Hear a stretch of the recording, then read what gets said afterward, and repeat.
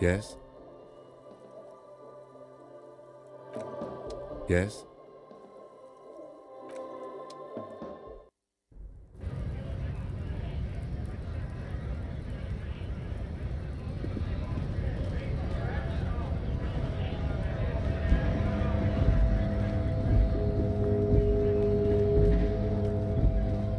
A lorry stuck in the traffic jam. This big, heavy Grad-made machine is well kept for such an old machine. The windows are clear. They've been recently washed. You can see a lorryman's cabin with personal belongings, stickers, insignia.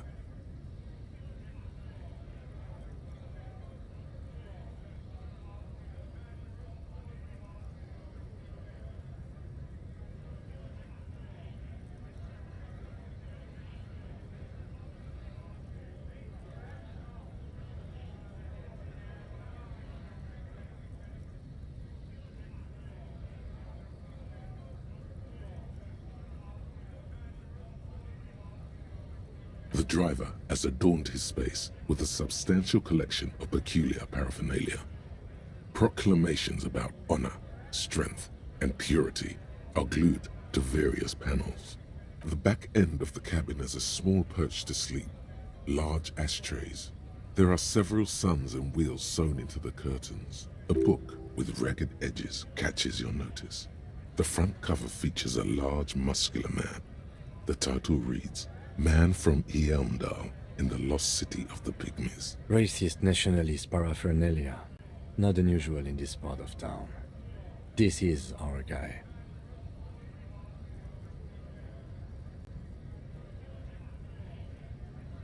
Likely, yes. This guy's proud of who he is. Drapes it all over his machine.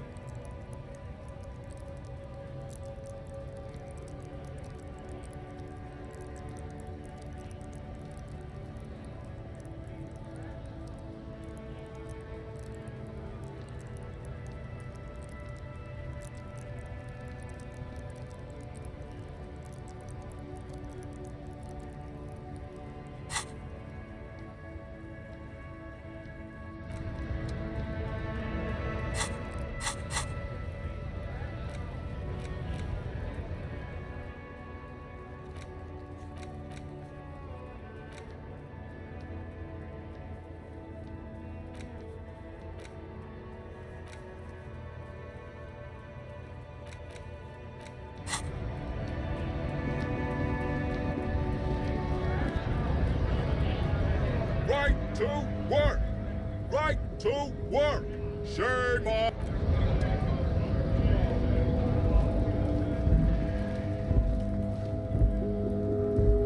Looking for something, Hunt? Come to tell me to fuck off again? Oh, not much anymore. I'm here to pick up some cargo, but the dock workers are on strike, so it's sit and wait on your apples. Apples. It's exactly the kind of thing you'd say if you had something to hide. Look, as detective, I come from a long line of lorrymen. We got ancient rights and privileges. Oh, I'm here to pick up a load of fucking apples, man. Damn, you're not gonna get more out of him on this. He's put up the wall of racism.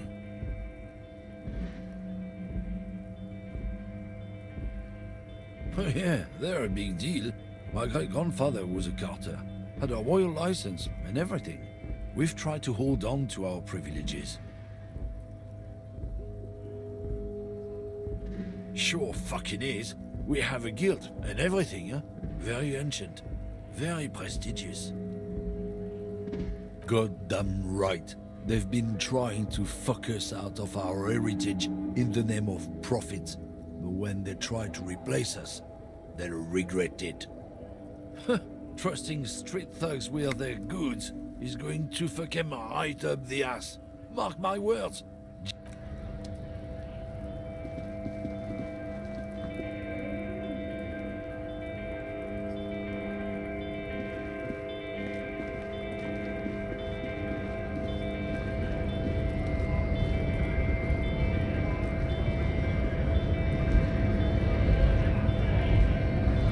Scab? You're hazy on the notion of a scab. Smells like politics, though. Maybe. A kind of a worm, content with mere survival. They come, they want to do our job for shittier pay, screwing over both themselves and us. Everybody loses. Beats me. Somewhere in the ground, I think. Gotta be bloody stupid or freaking evil to scab. Or I guess, scared maybe. But scared of what? Of who? Personally, I'd rather beg than scab. If the gentleman shouting on the street came begging, maybe they'd have gotten something. We've explained the matters, but they don't listen. This lot would be reasonable and go home if the big guy wasn't riling them up all the time. Big guy. He means the leader of the scabs.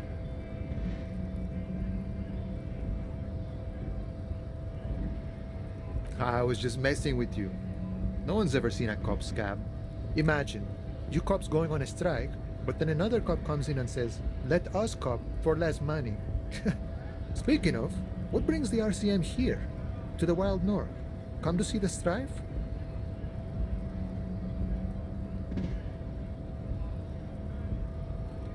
You know, serious business. I'm sure the big boss will be glad to tell you. He's a chatty guy. Wants to talk about the strike. Return once you've met the union boss and are on a better footing with the organization. Murder, huh? That sounds like a lot of hard work. You'd never see me investigating a murder.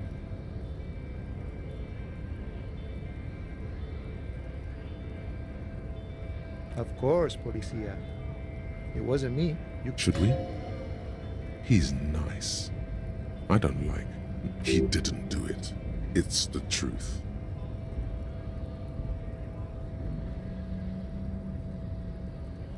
My friend, I respect the right to roam. The open range awaits. I don't operate in that capacity. I'm not a granter of passage. The passage grants itself. If it's so simple, why did the scab leader warn you of the guards blocking the way? Aye. Walk right past Measurehead and go in. Yeah, the 2.5-meter tall Semini supremacist there. Walk right past him, then press the button to unlock the door, then go past him again, and you enter the arbor through the office. Está. Don't worry, I'm sure it's not completely impossible. For example, you could best Measurehead in a physical confrontation, or you could convert to a Semini supremacist worldview. Or, maybe it actually is completely impossible. Not yet, no. He's incredibly strong. Jean-Luc himself would say the philosophy has proven overly heroic for the scabs to convert to. Not enough intuition. Sure.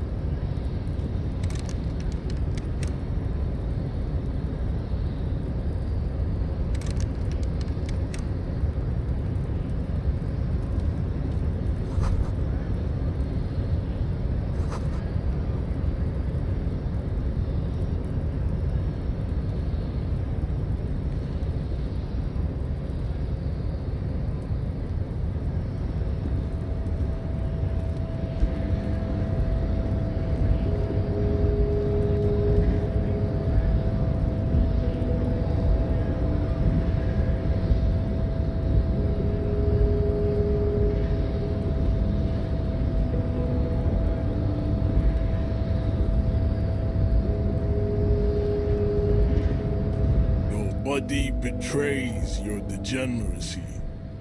Yeah, Measurehead. His body totally betrays his degeneracy. Don't say anything. Size him up first. Are you admiring my morphophysiology? It must be frightening to stand in the shadow of this racial pinnacle. Be calm, Sandwich. You are not in danger because you are not a threat to me.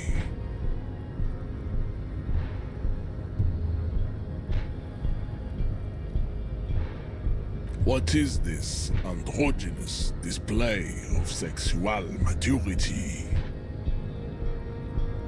Merely standing up makes you sweat profusely.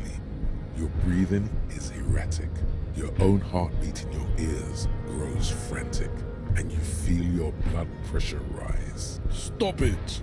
You are embarrassing yourself in front of this woman and your pedomorphic friend. This display of weakness may appeal to older women with a stronger maternal instinct, but it is a liability here on Battlefield Martinez. Jean-Luc, his body is betraying his degeneracy pretty hard. Maybe you can ask him to leave.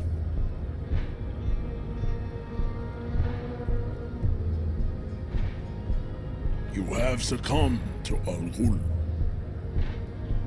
You reek of it. An invisible sword of Al-Ghul emerges from your throat. You cannot see it, but others can. It is making the woman in my company sick.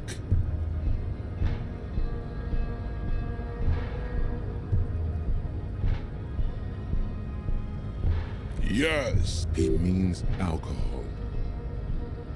I doubt it, my microcephalic race servant.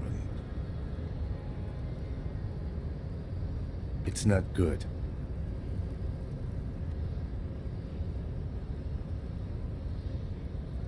No, you don't. You need to get another drink. Occidental Haplogroup B4 is done giving orders around here. The influence of the ham sandwich race is waning. Show him the ham still got it. Does this remind you of someone? The guy down there?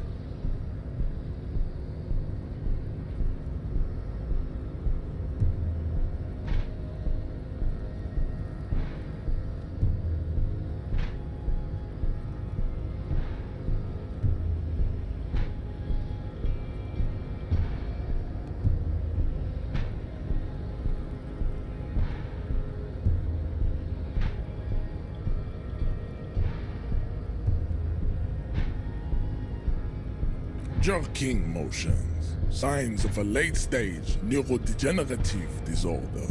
How far the Occidental Haplogroup has fallen. You were once a noble and powerful race. You gave the world eugenics, electricity, and powerful weapons of war like missiles and aerostatic aircraft.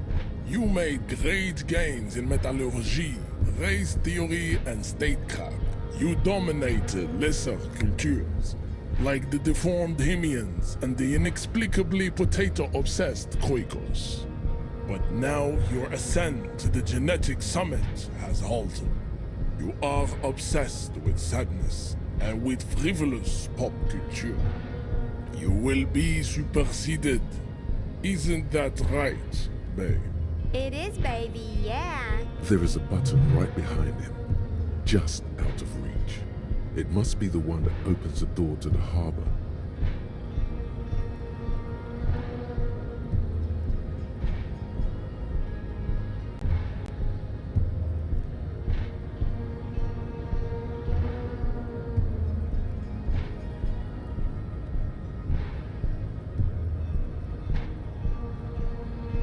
Enough with this begging. You should leave the stage of history with dignity. by inviting the other races to a great world war. Bring your troops to the Simonine Islands and to Boogie Street, and we will pulverize you.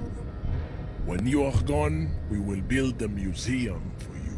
The walls will be lined with bottles of Al Ghul, your beloved beverage. Inside, we will store the odes to homosexuality you call art, and your microcephalic skulls. There may be a peaceful solution to this. You could internalize Meshahed's race theory. He would take you as one of his own. Well, not as such. What you do with a mastery of advanced race theory is up to you. You could reject the findings, sure, or accept them and become an advanced racist.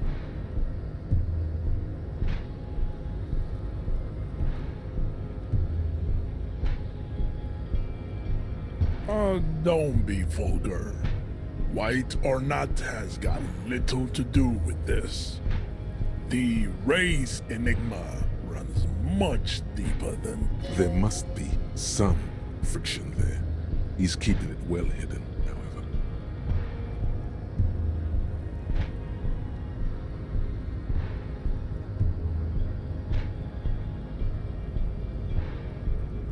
Mr. Clare is a man of vision and means. He has the will to confront polycultural capital, something your race, naivistic communists, never did. Also, to serve is noble. It takes discipline. Your petulant individualism has only contributed to your race failure. It is lax and moronic. Jam. Individualism. You have gotten these ideas from degenerate youth culture, have you not? You have picked them up from rock and roll songs? Offshoots of the Seminese people invented disco while having sex under the influence of cocaine. It is a shame upon my race. But what is done is done. I am not surprised you enjoy it so much. This has happened to many of the side products of the inevitable cult, the South Island race, haplogroup A4A. We are the rightful masters of the Insulindian archipelago. We descend from the Areopagites of ancient Pericarnassus and arrived here 4,000 years ago. Millennia before you. We are the future. That is all you need to know. I am a descendant. The narrow streets of Ulimbuir are with me in my genetic dreams. I see young Seminese women walk into the grey mass on Ile de Fantôme. Wait, no. I have heard about it on the radio. He would be appreciative if you did not further chase this line of inquiry in front of the women.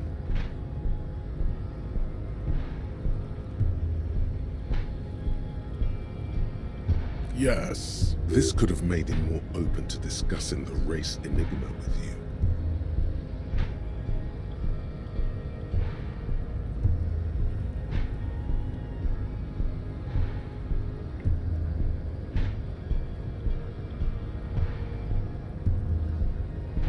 I think this racist is better than the last. But the next racist will be the really good one. That will be the...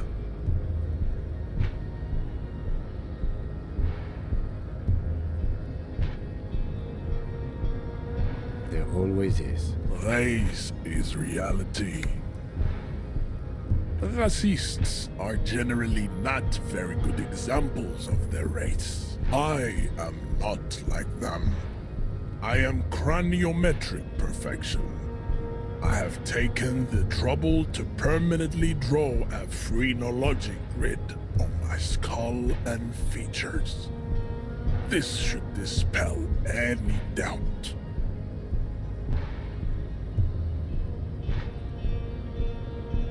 You exhibit forward projection of the jaw, indicative of schizophrenia and sexual inaccountability. From a purely aesthetic standpoint, the dimple in your jaw makes you look like a baby. This is not craniometry, just an observation. It is impossible to see any more of your bone structure. It is covered in the ravages of Al-Ghul. From what remain, this leads me to conclude you are not a police officer. You are a common criminal, an offspring of murderers and sailors from Sur la Clé and Vesper, and possibly even the degenerate sheep herders of Ubi. Your racial heritage is uninteresting. It is the same as all Revacholians. Your parents and their parents made the decision to reproduce while under the influence of Al-Ghul. That is the only... Ask what kind of races there are first. Classification is core to this stuff. Do you?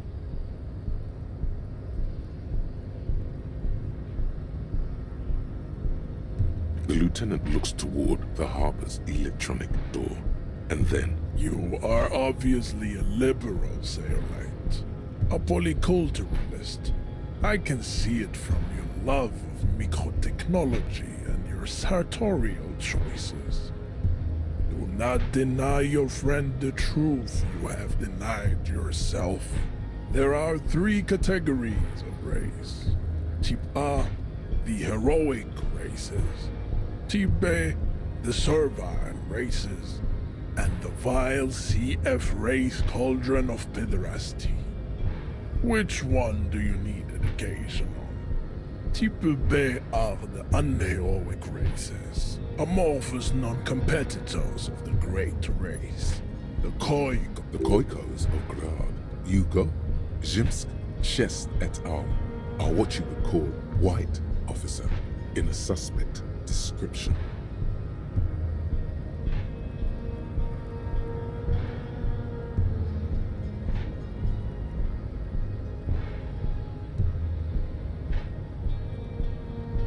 Yes, to an untrained eye, the Koiko appear white and pinkish. Pinkness is a racial quality that has to be earned through centuries of advanced ballistic warfare and cultural domination that the Grad people have undergone for drinking Al-Ghul and smoking the degenerate tobacco herb, and for eating potato.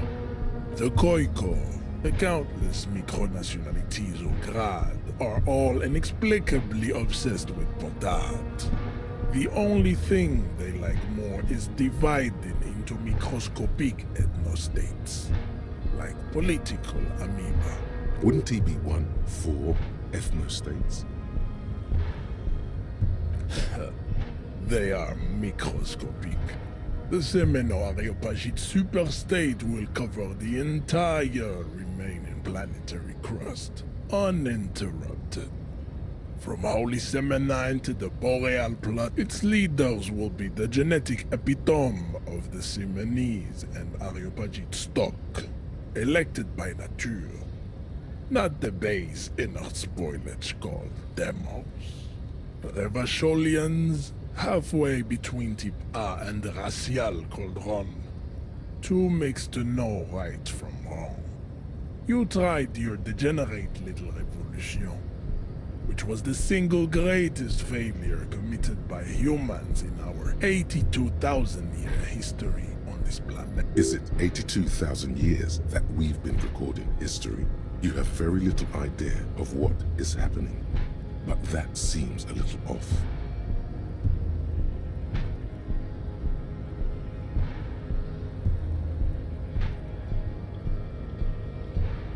The mysteries of the people of this planet are a tragedy that has played out countless times over, like a fever dream of skin, hair, and bone.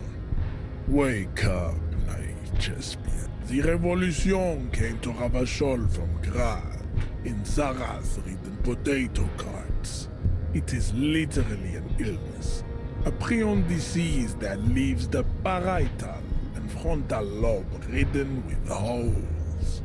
A soft, sponge-like mass of the revolution is fatal familial insomnia. A hereditary prion condition passed from the Khoico to the Occidentals. But not sexually. Probably through trade routes and potate acid, the prime component of the potato plant. Enough of type mediocrity. You need to know both types A and B. Yeah, you have to have context, you know. Those are the Simonese, the Areopagite, and the Occidentals, excluding the Mao, of course. The Maun are riddled with eczema to the point where they find it impossible to smile. They are all lactose intolerant, a common result of inbreeding. A receding genetic pool has led the Maun on reprehensible street parades in Maun cities like Stadskanal and Vredefort, wearing wooden clogs on their feet and little green tassels on their hats. You know them by the names of their nation-states. The Oranese, the Gotwaldian. Mahoon is a derogative term for first world people of Gotwaldian descent. They do not all have eczema.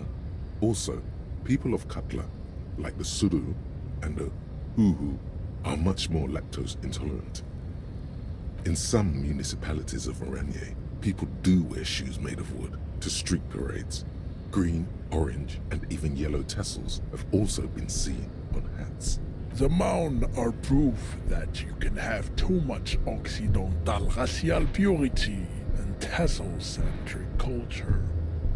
Inbreeding has led to a lactose-intolerant subgroup. The Vespertines and Messenians of Vesper and Messina, the ancient Meteorans of Meteo by the other large Mondial civilization, the Mesk, are too yellow and oleaginous to count as a heroic race. Overproduction of sebum.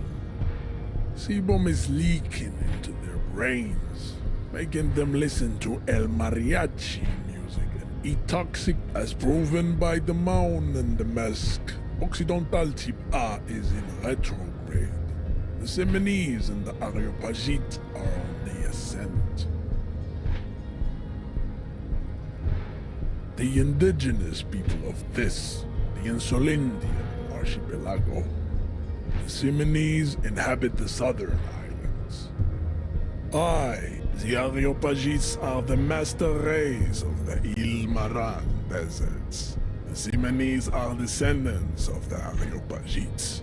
We came here during a heroic migration from Ilmaran to Ansuland.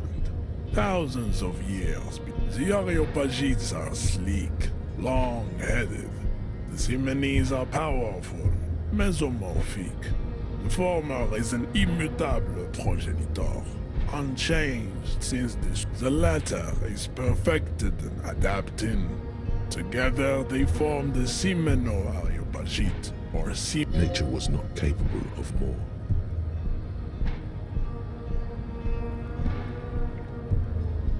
Tips CF are a museum of failed chimeric experiments and tragic maladaptations.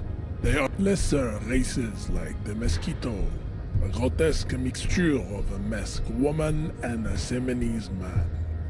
Only possible if the mother is Mesk and the father Simonese. The other way around, they fail to produce offspring. The Mosquito is born sterile, like a donkey.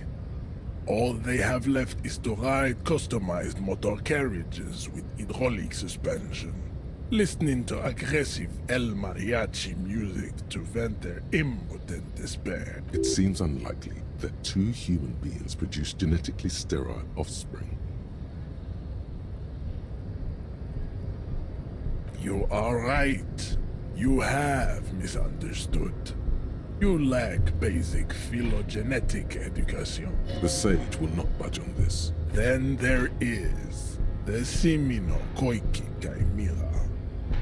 Are you sure you wish to know of the Simino Koiki Chimera? It is not an aesthetic site. The Koiko, as you know, are very servile. This will never happen. The Simonese and the Koiko may have similar interbreeding problems as the mosquito. We will never know precisely. No Simonese man could maintain an erection in the suffocating potato stench of a Koiko woman. But enough. It is cruel to entertain ourselves with the deformities of Tipsy. You understand nothing. To solve the great race enigma, you have to first ask yourself, what is the race enigma? You have not even worded the mystery, let alone solve. We will see. Access to the Union is important for our investigation. There may... Am I mildly worried he might take it seriously? The lieutenant thinks. Yes, I am, he concludes. I am worried. Lost, though. Buckled away. I cannot possibly imagine what else we have to discuss. Tibere, but...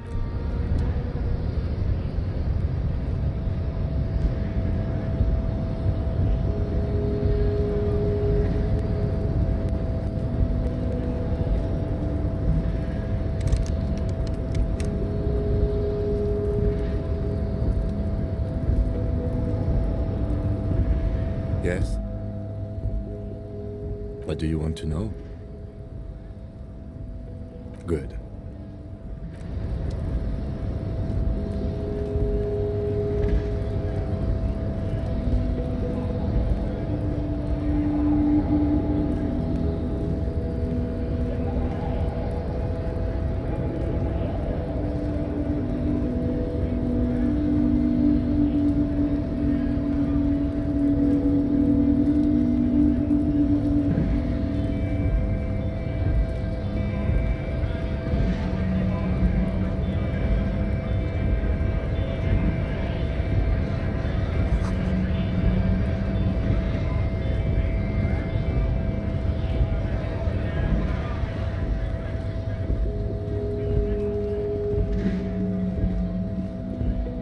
Lorry stuck if the windows are clear.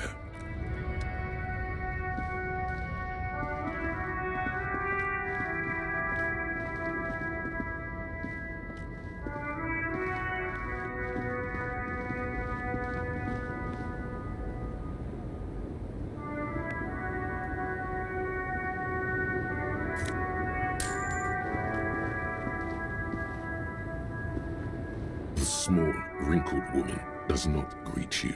She nods along to something on her radio. A photograph is clutched in her hands, and there is a warm smile on her face. The photo, an ambrotype from the turn of the century, as golden as her smile. It's the warmth of a winter night's fire. Maybe she could give you comfort and shelter, some cigarettes and food money. Maybe she's your...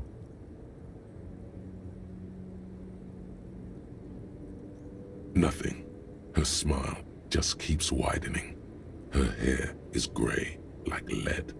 No response. Wherever this woman is, your words fail to reach her.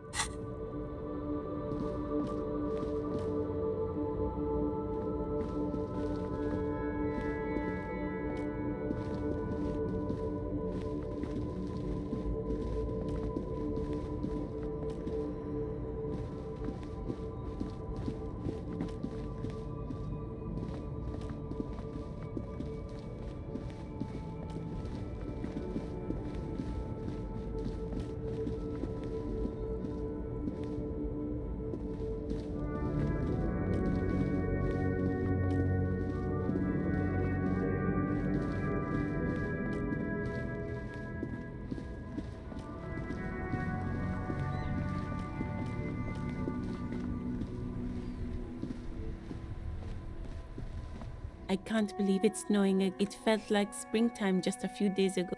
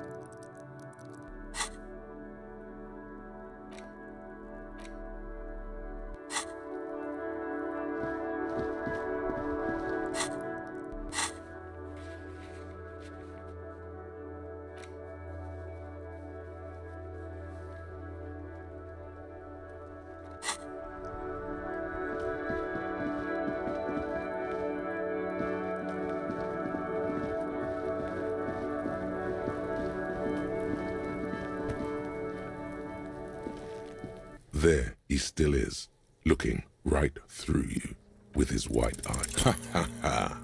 Again, the corpse laughs at you, pus dripping from its mouth. You will never be able to hold it in. It's always too much.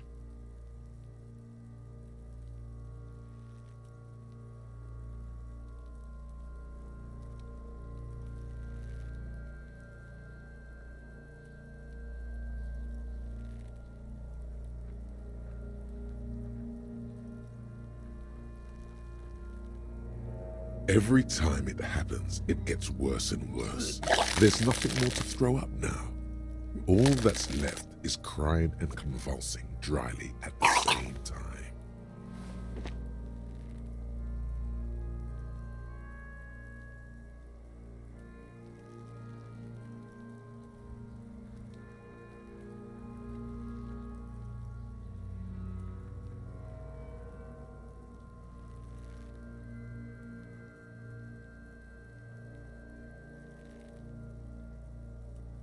I'm at a loss as well. I could swear your shit was together. Sometimes even that is not enough. Officer, you just need to be stronger. Learn to keep it in long enough for us to work. You can open this white check again by going to your character sheet and spending a skill point to upgrade your endurance. Gain new skill points by exploring and completing side tasks. Relax. It's okay if you don't make it today. The bloated corpse isn't going anywhere.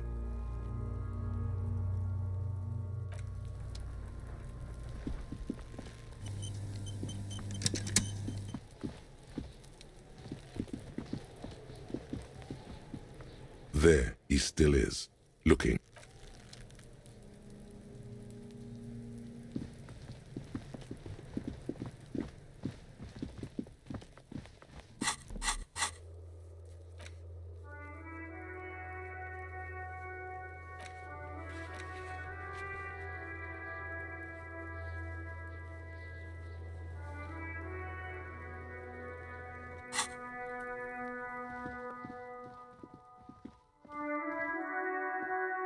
An old call box with a matrix of push buttons lists all the companies in the East Delta Commerce Center.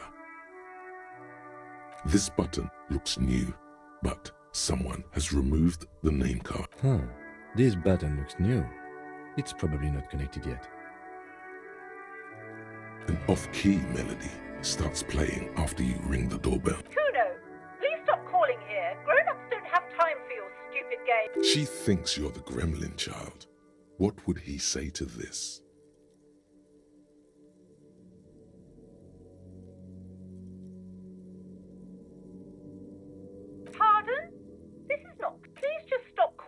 single beep indicates that the line has gone dead. You ring the doorbell. What an ominous name for a hair salon. Doesn't bode well for anyone's hair. All you hear is static, but no one answers the call. You ring the doorbell, but nothing happens. You wait for a minute or two, but all you get from the call box is silence. Looks like someone has melted half the plastic off with a lighter. The doorbell doesn't work. You hear static from the intercom speaker. It sounds as if someone has picked up the receiver. Yes, hello. This is Tricentennial Electric. She sounds almost antique, as if her voice was being played off an old wax cylinder. A receiver must not be working properly.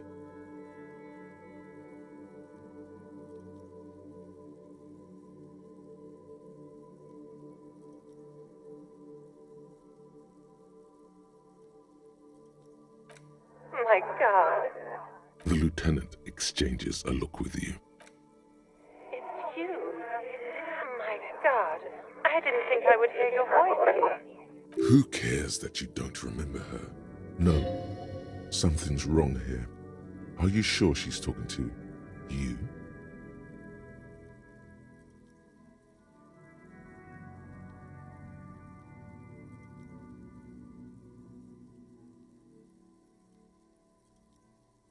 Michelle, just please.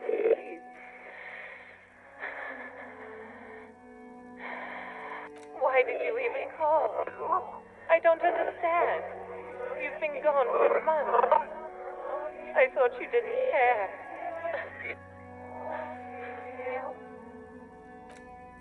Ever since I came to work here, it's been different.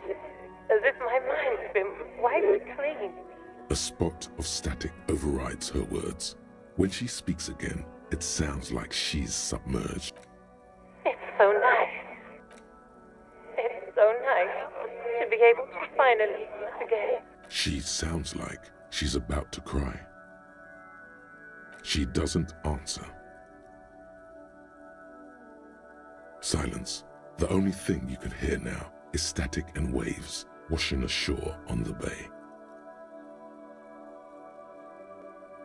Another seagull passes by. I don't know what happened either.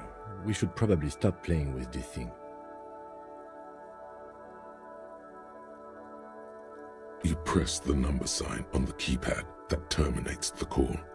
12 name cards on the call box read. No, hold on. The last thing you need in your life is more hysteric emotions. Forget it. Find something else to do. Silence. No one's home at Fortress Accident. Silence. No one answers the doorbell. Nothing happens after you ring the doorbell. They don't want to. Silence. No one answers your call.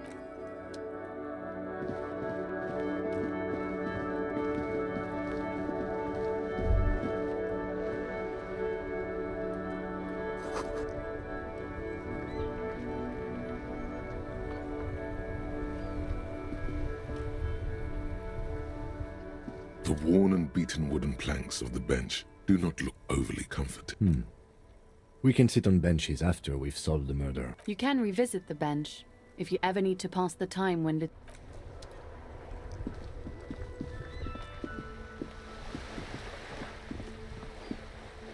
Have you no shame? Whining about your back every time you... René, you're a man with a fork in a world of soup.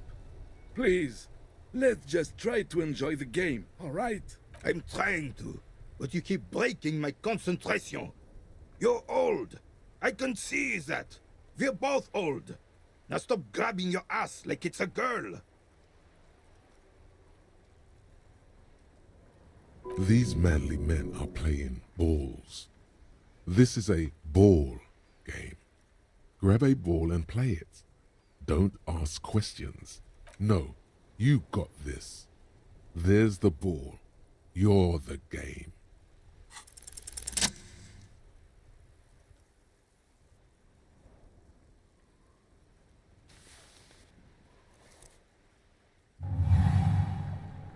You are immediately surprised by the ball's lack of weight. No matter, you'll make it work.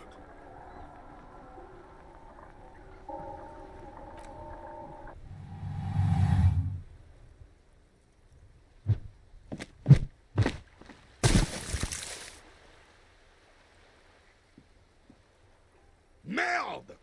Bordel de merde! A whorehouse of shit? It wasn't whorehouse of shit. The shot was at least 23 meters, probably 24, and then... What the hell is your problem? You vandalized our game, son! We can't play pétanque with 5 bull!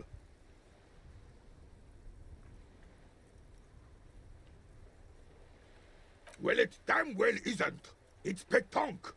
You ruined a pétanque game. We want our bull back. Take it easy, René. This is just a misunderstanding, isn't it, officer? Of course there's harm done, you orange slug. You owe us a goddamn bull. Good. Mistakes are forgiven when men at least try to right their wrongs. I believe you will try. Yes. Why did you come here? It's unlikely they know anything about the murder. Just talk. It'll smooth things over. Old people like it. Unfortunately, I don't. Unlike most of the locals, I have no qualms about assisting law enforcement. But this affair has passed me by completely. In Martinez, the union is the law. So can you really blame them? Cop is a pejorative term. I don't have a problem with policemen. On the contrary, I admire the effort to bring order to our streets. He doesn't know about the crime. Your time is better spent discussing politics. If I knew, I would not be afraid to tell you. It is true, sire. This is a man with a lot of past, but little present, and almost no future.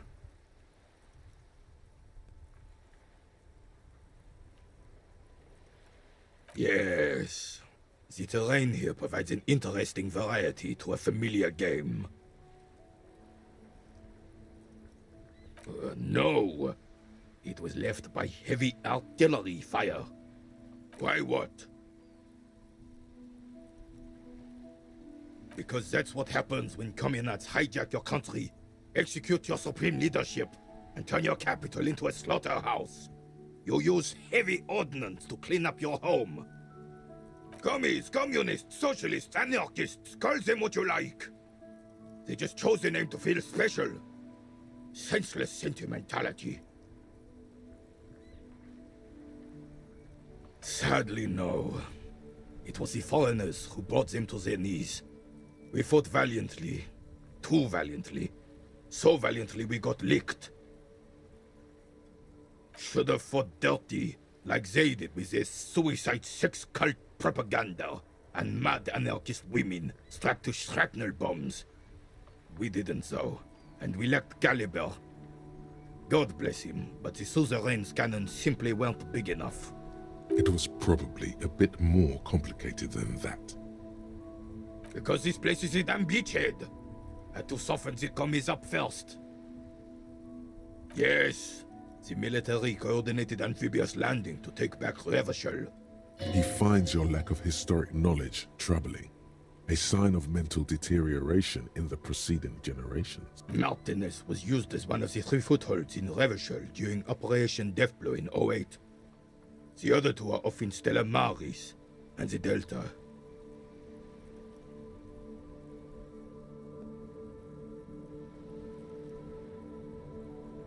This here is Blood Ground, where Coalition boots first made landfall and cleaned those rabid dogs out. Most likely, we're playing pétanque on their mangled corpses. Blood ground. You got old René going there. Like he isn't hungry enough already. Don't get me wrong, officer. I hate those foreign dogs, but the enemy of my enemy and all that. They're the lesser evil.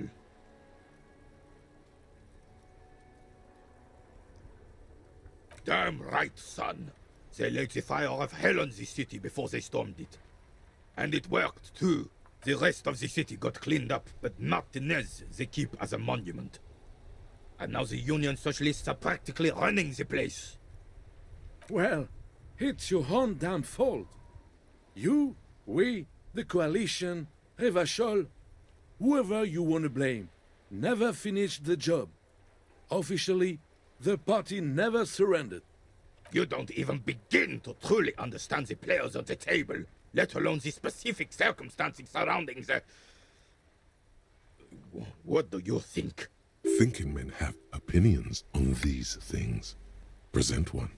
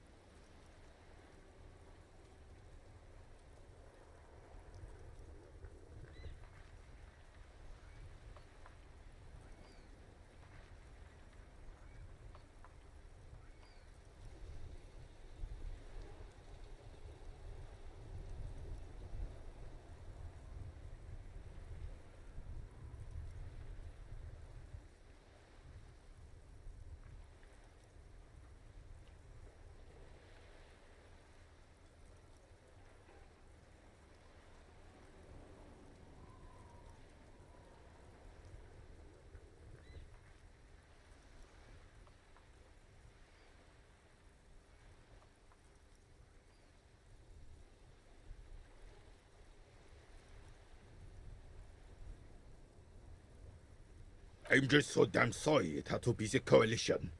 After 8 years of fighting those hyenas, boiling cats for food and drinking piss in the mountains,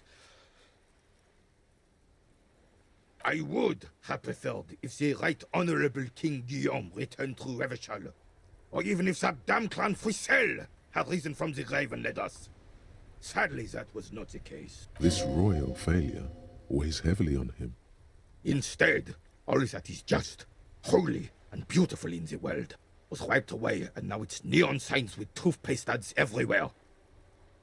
Foreign influence peddling garbage and stupid music on the radio.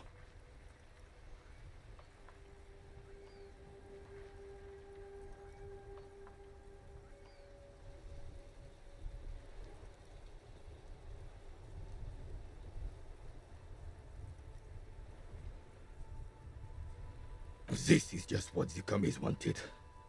This was their plan all along. This is what they wanted to replace the role of the suzerain with. It doesn't. That was 100 years ago. It had nothing to do with anything.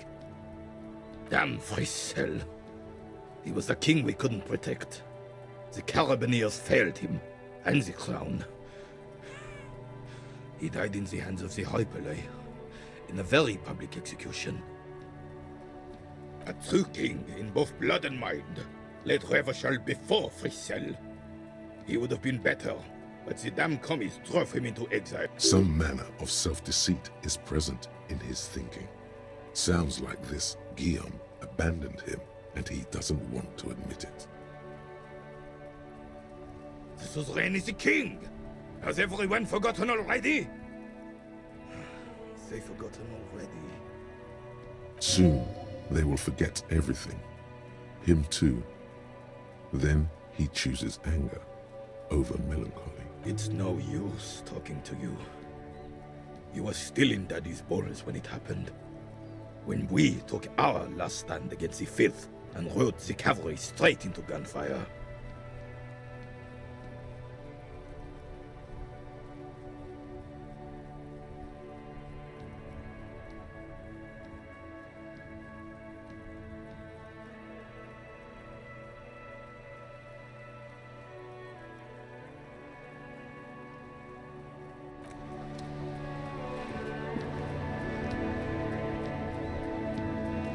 I have really outdone myself. Yes, that's what you need, Gaston. More padding on that fat arse of yours. René, it's a little pleasures. Life doesn't need to be a struggle. Hello, officer. How might I be of assistance on this fine day?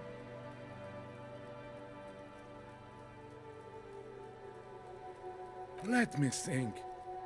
I heard someone was hanged and left on a tree for a week, but that's all I know, really. No, officers, I'm sorry, and I really would like to assist. You are both good guys. Then help them, you wimp. You have plenty of shoulder with your ghost caviar in the Union. Someone must know something. He means caviar. I wish I could, but I just don't know anything. I always keep my nose clean and don't gossip. Everyone knows and respects that. Odd. He doesn't seem to be lying, but there's something off here. I'm not even anyone. Of course he's holding back. His mouth is so full of Union prick he can't even speak properly. Can I at least finish my fucking sentence before you piss on it? Is that okay, René? I'm not anyone important in the Union. I just know Evrard. No, thank you. For being consummate professionals. You'll have this case wrapped up in no...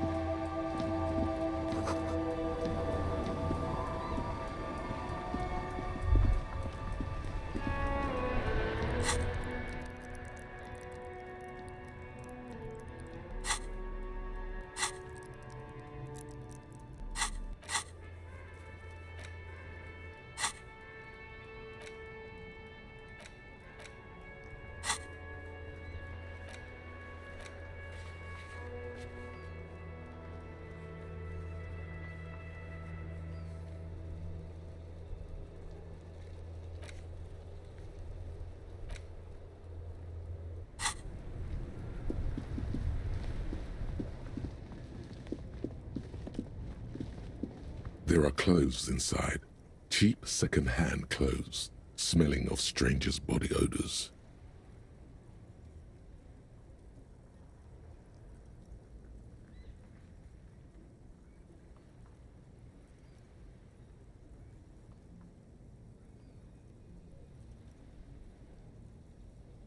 Don't be Save the economy?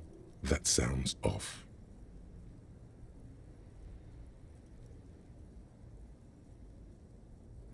Haven't you heard, officer?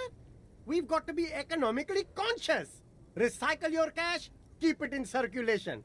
Don't buy new things. Buy eco. Look around, officer. You see all these premium goods just sitting there, not getting bought? We've got to keep the flow of goods moving.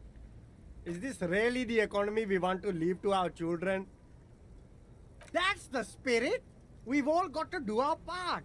Your part is to open the box and buy some clothes.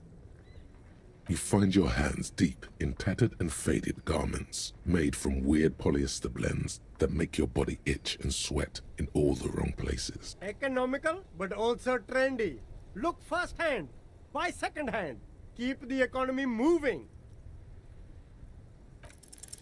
Something cold grazes your hand. Synthetic and sleek. A windbreaker. Surf, it says, but also wind, summer, 100% waterproof, and sport. All in different typefaces. Good choice, officer. Mega sporty. And it's only $4.50 for you, sir.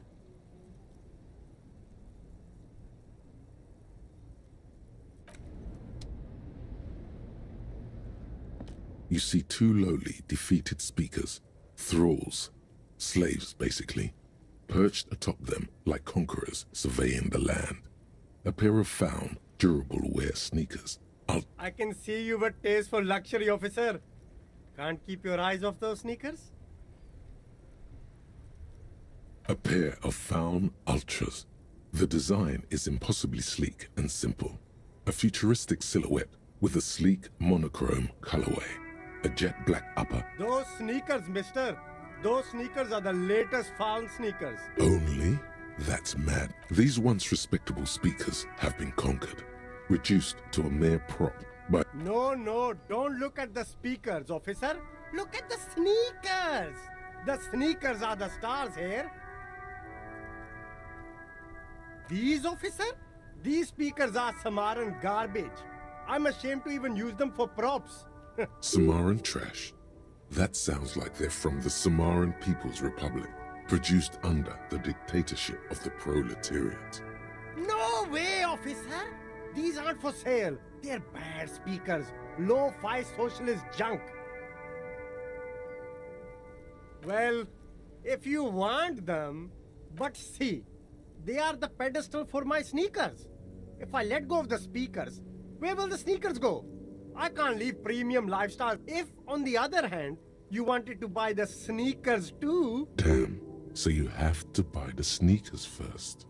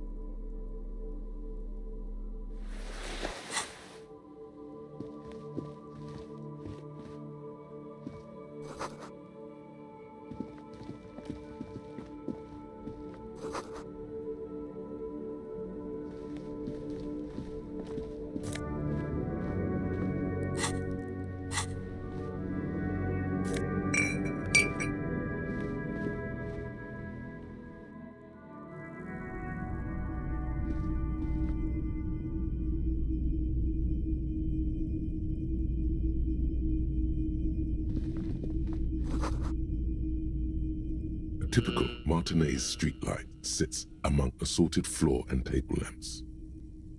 The light pole has been carefully cut, and the wiring has been redone and attached to a standard indoor plug. This would make quite a statement in your living room.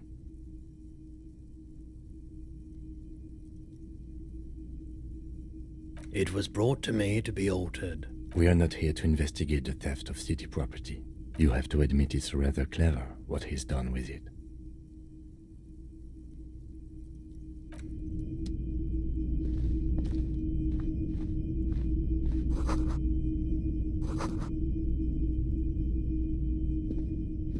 You see rows of toy soldiers guarding the rest of the trinkets displayed on the table. Some on horseback, others in rags, others yet in bright blue uniforms. All are stern and try to find something pretty and cool here, then use it to win her back.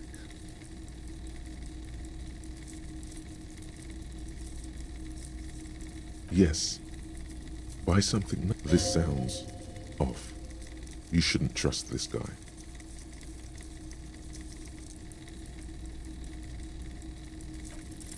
Everything you pick out seems faded, chipped, and sad somehow.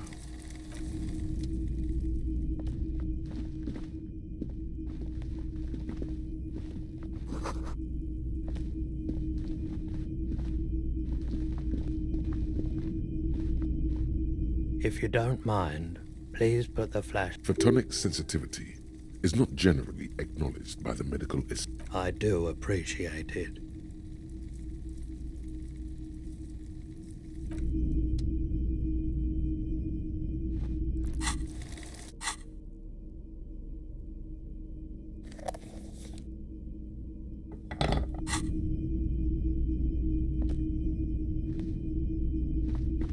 It's not often that I see officers from the RCM in my pawn shop. What can I do for you? His courtesy is not insincere, but he prefers being alone with his projector, just watching the movement of light across the walls of the shop.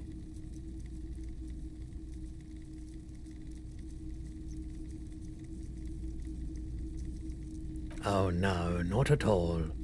I guess I haven't had many customers lately. Who are your customers? All kinds of people come through here. Locals, travelers, people looking for a deal, people looking for a keepsake, people who are terminally bored.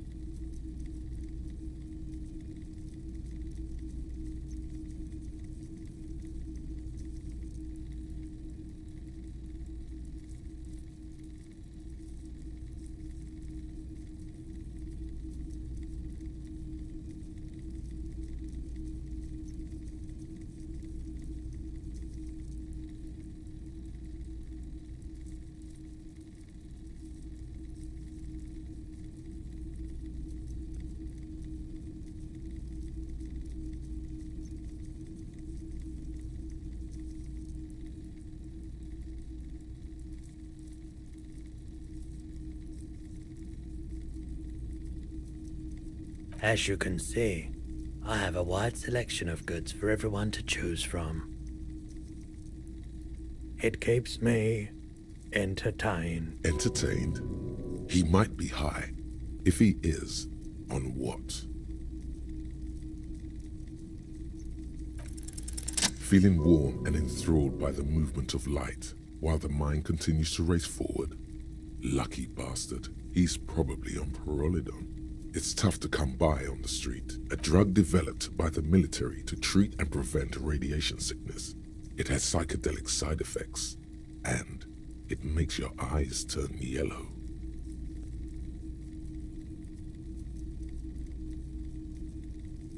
I try to keep the shop at a comfortable temperature. There's a note of indignation in his voice. Those triangle patches on his vest, you have a feeling they mean something. like they're similar to the halogen rectangle on your jacket.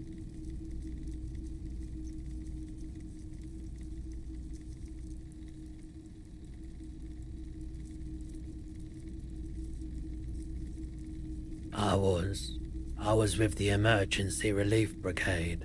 You know, after the People's Pile disaster. Had to take Perolidon for radiation sickness. That's what you were hinting at just now. He's taking it for mental and emotional, not physical pain these days. A bad idea. Some poor leftist built a particle decay generator in hopes of bringing affordable electricity to underserved communities. It malfunctioned. Radioactive waste everywhere. Probably some of it in you too. We were an all-volunteer force, self-organized. Tried to help the fire brigades contain the spill. I lived by the river since I was a small boy. The Esperance.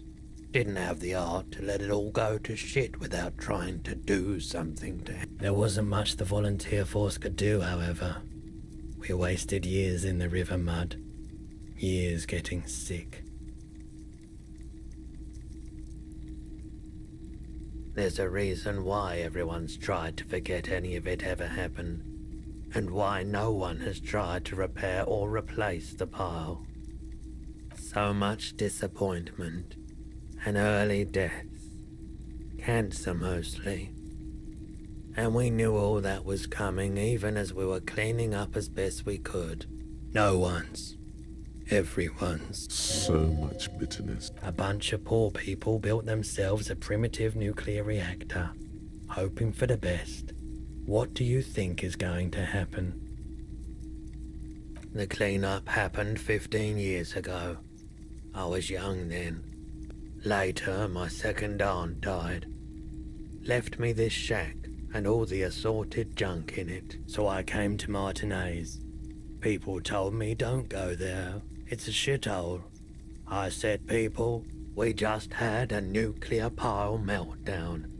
I'm gonna get as far away from Forburg as I can. Still in the same city, but I like the theory more than the story. Outward movement, not vortices. Yeah, you gotta get in on those vortices, my man. Let me have a look. Anything else you're thinking of selling?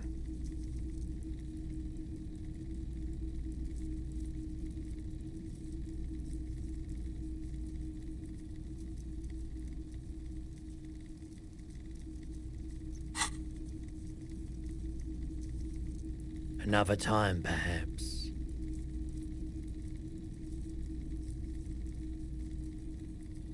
Someone else came here earlier today asking the same question. I promptly sold her the gun you pawned a couple days back. This is a pawn shop, and it did feel as if you've met before. Oh God. The lieutenant shifts from one foot to another. Alert.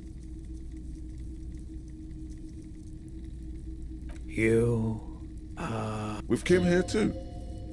That just sounded really, really bad. You were adamant about getting rid of it, officer. Said you were undeserving of a service weapon of the Revachol City, and I don't like keeping guns around the shop for long. He's not telling you the whole story. It seems he's trying to spare you.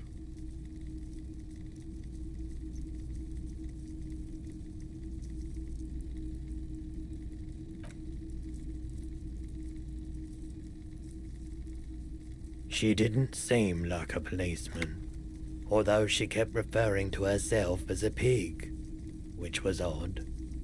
I found her interest in the gun a bit obsessive, but I was just happy to get rid of it. Truth be told, she was terrified. Right, so let me get this right. You sold your sidearm, issued by the citizens' militia, and now a civilian is running around the streets of Martinez with it? Miraculously. His face does not reveal what's happening inside.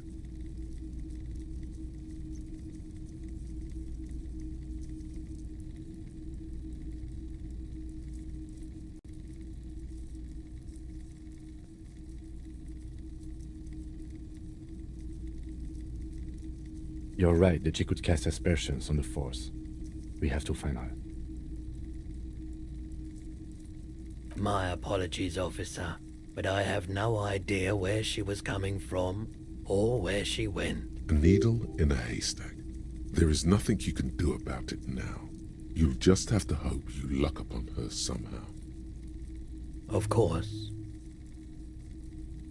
I doubt it, but I can try and answer any questions you may have. I do my best to keep my distance from all manner of... He doesn't know anything. The pawnbroker's gaze is already fixed on the dancing colors.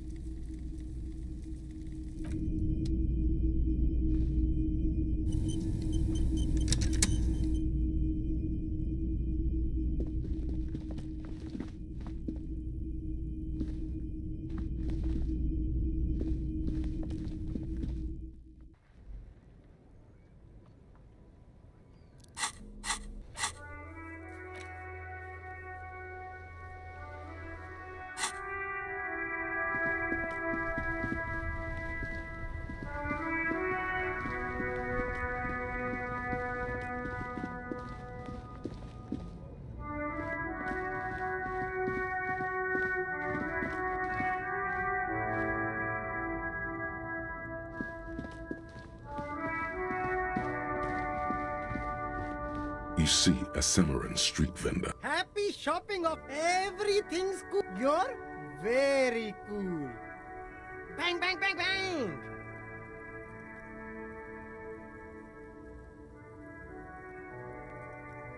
Oi, you like premium menswear. Don't be distracted by the flattery and funny man act. Questions.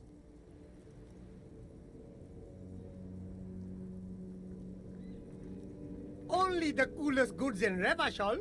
I'm an entrepreneur, officer. I've got sources, buyers, suppliers, distributors, manufacturers, wholesalers, all extremely cool and above board.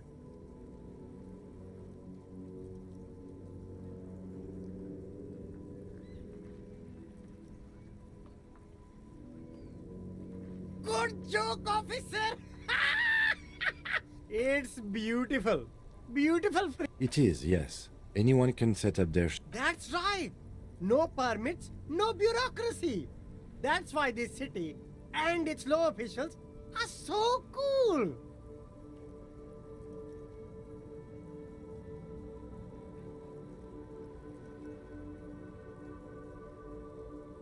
Hyper cool.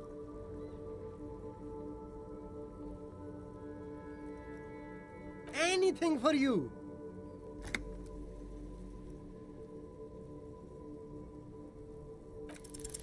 No need to dress this one up. Just Oh, okay. But why, officer?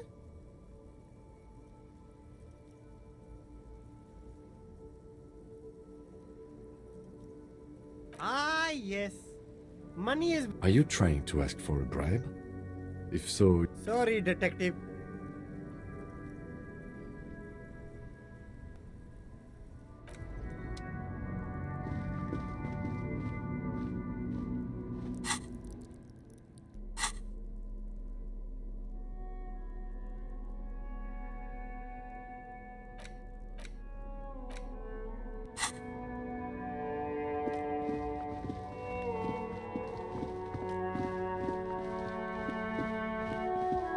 G'day to you, officers.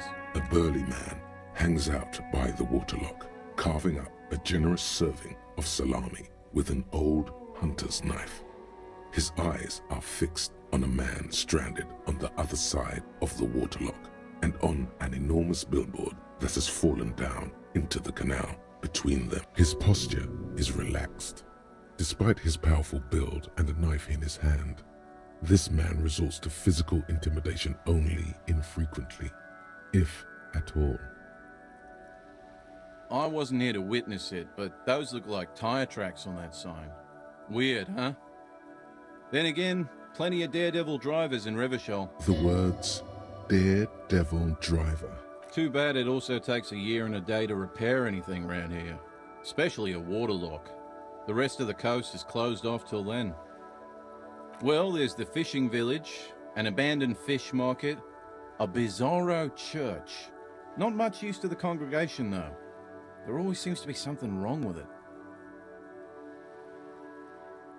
Yeah, not really much else. Just bombed out ruins. Sure thing. Want some too, officer? Why not?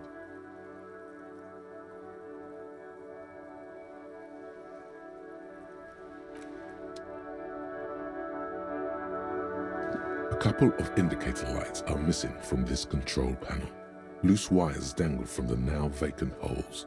In the middle is this panel usually closes the water lock, turning it into a bridge that lets you cross the canal. But there's a crashed salmon and butter sign in the way. Pulling the lever probably won't do anything.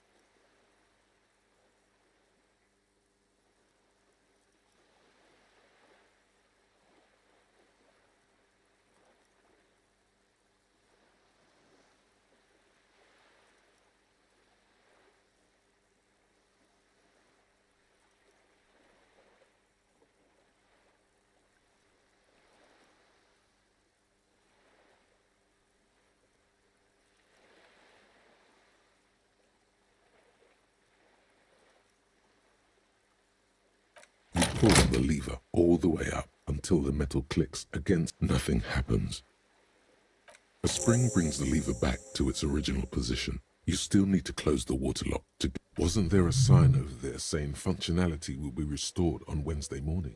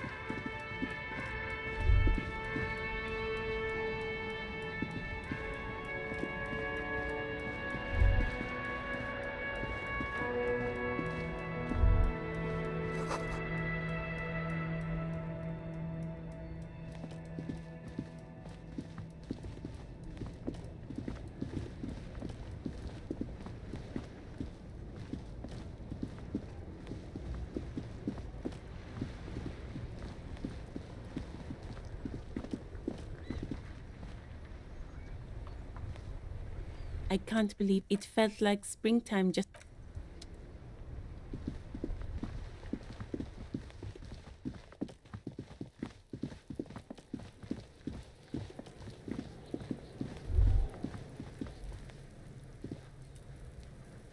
I'll die before I squeal, pig. You don't want to fuck with me. I got my hands bloody. I'm not here, pig. You're not seeing this. You can still see the top of her hat from behind the fence.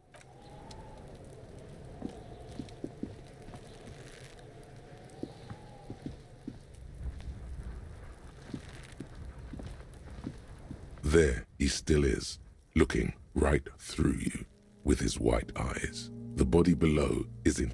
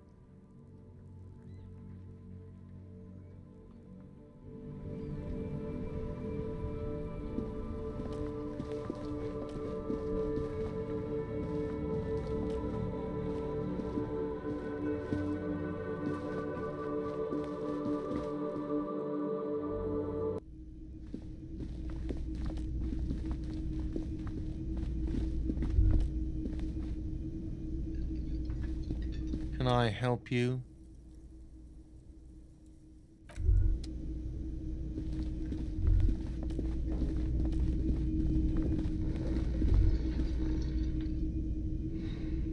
That sugary black rum stain on the counter makes you teary-eyed with joy. It's almost touching how syrupy and sticky it is. How long have you been up already?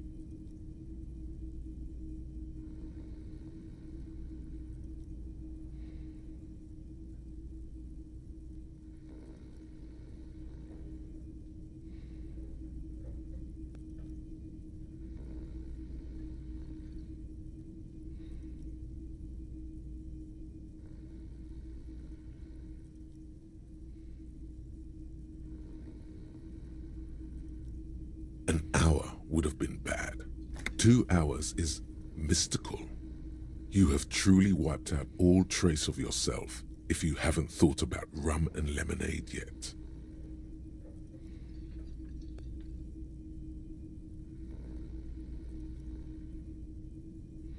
Maybe you haven't turned out well for your drinking.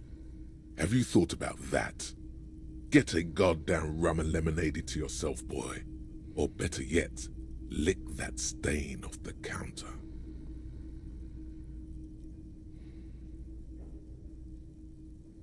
What happened, man? You used to be cool. Go get your boring normal person drink then. Get your drink on and your act together.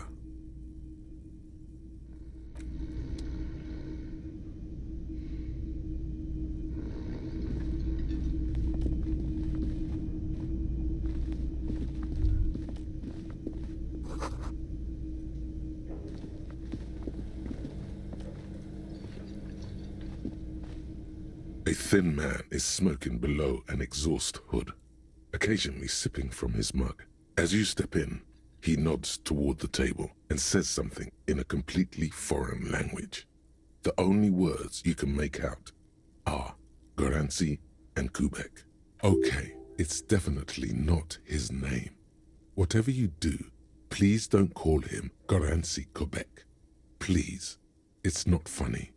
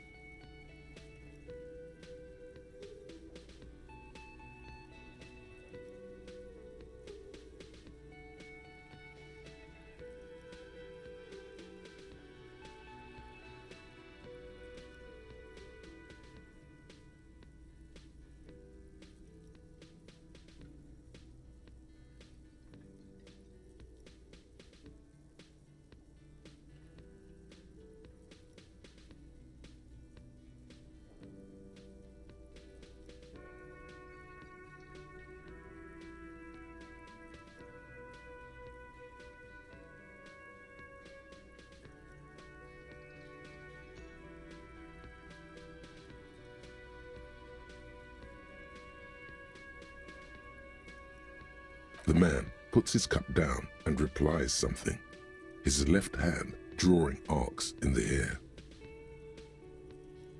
He smiles and bangs his ladle against each of his pots in turn. It's almost like music, especially with the sounds of assorted dishes boiling and simmering on the stove.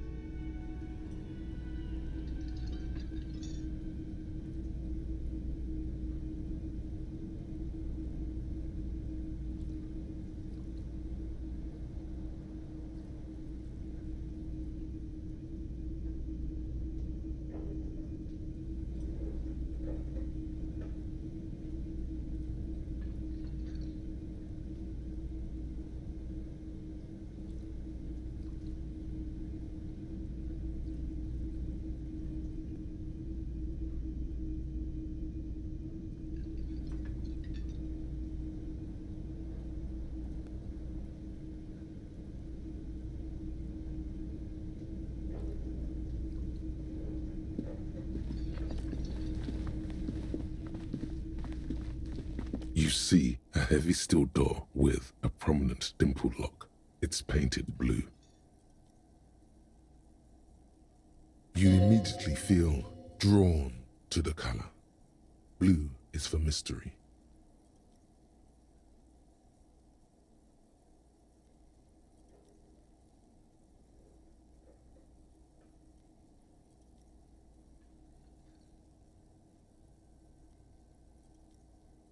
You do? It's a door in the back of the kitchen. Why do you care where it leads?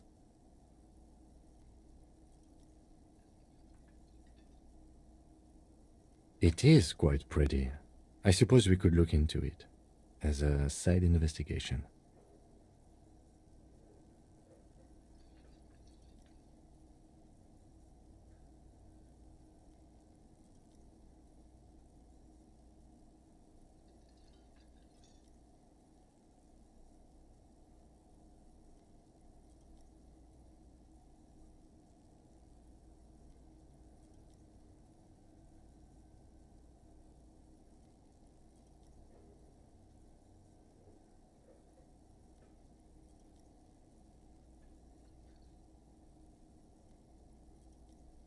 Gart is the person to ask about this, the cafeteria manager.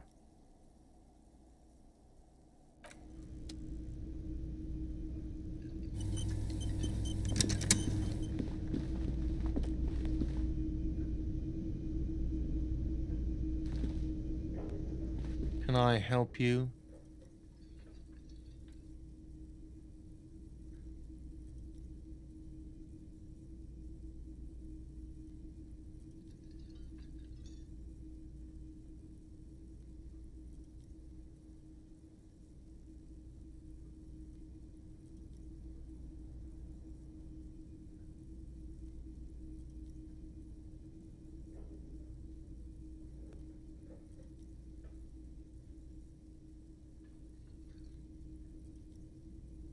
What thing? Oh, yes, that door, sure.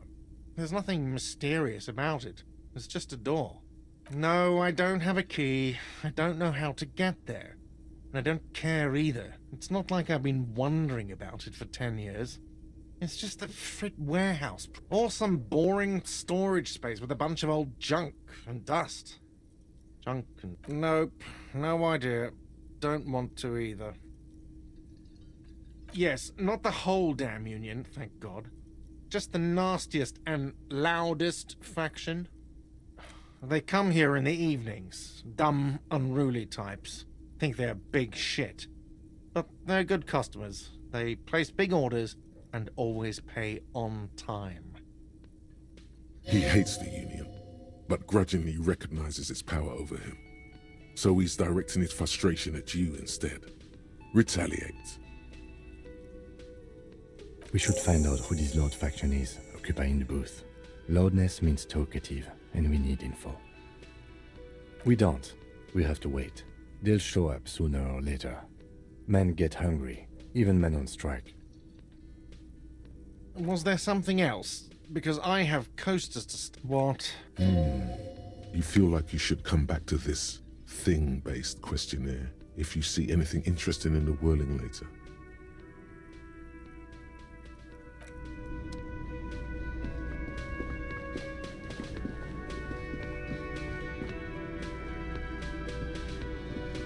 The man ponders his cooking utensil. He looks up at you, then looks away quickly, shrugging and muttering. You see a heavy steel door. The cobalt blue surface feels rough to touch. The stainless steel, the door does not.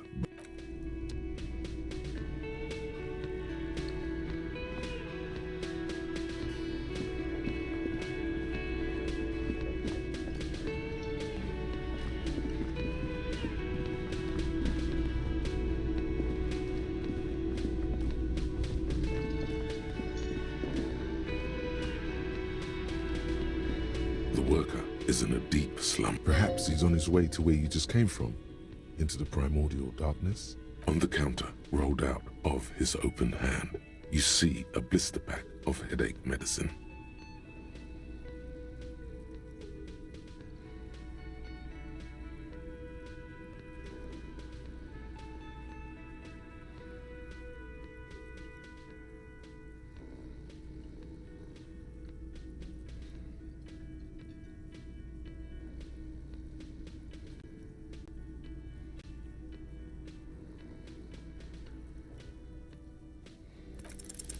There is only one way to wake this bone idol from his slumber. Roar like a hurricane. Rip the buildings from the earth.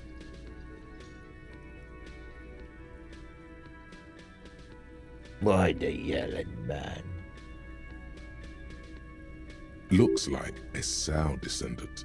A lot of Sow dock workers around. Wait, what? No, he was just slaving. Officer, even after a rude awakening, this dock worker respects the police. More than they usually do, at least.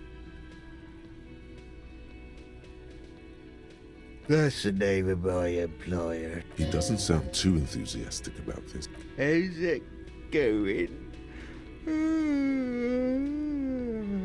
Haven't you noticed what's going on outside? Good. Then you understand the gist of it. We would all be better off without the employers and their employment. For one, I can get some goddamn shut-eye. Right to sleep, I say. Thank God, no.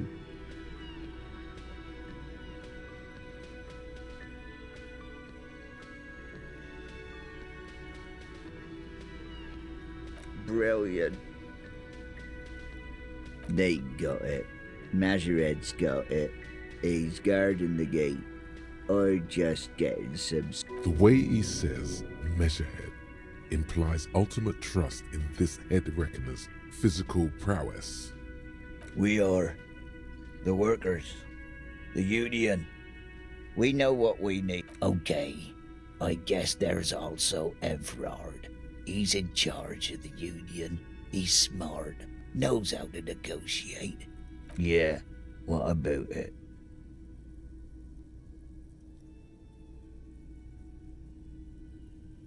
You know, people die here every day. Someone's found in a ditch.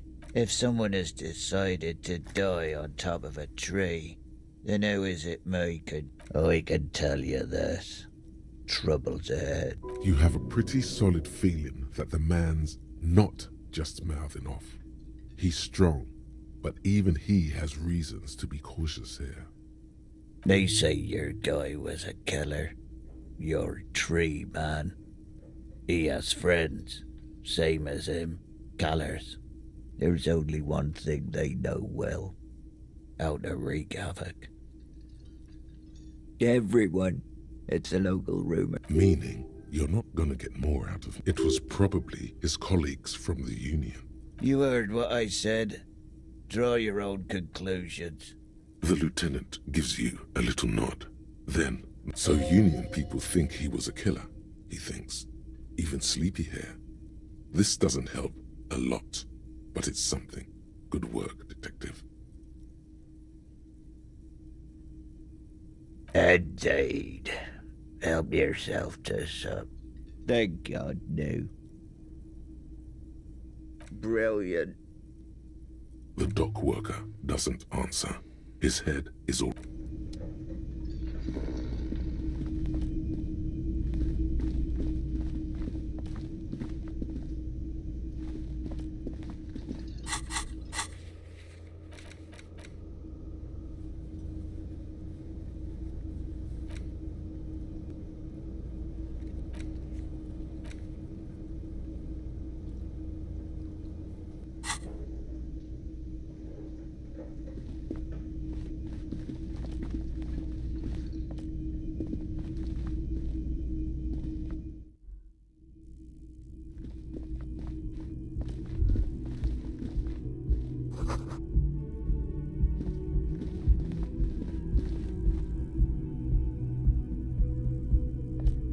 The door is closed.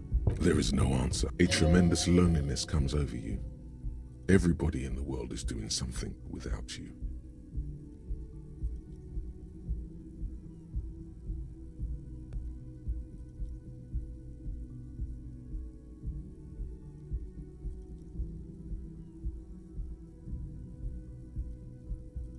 The door is mute and indifferent.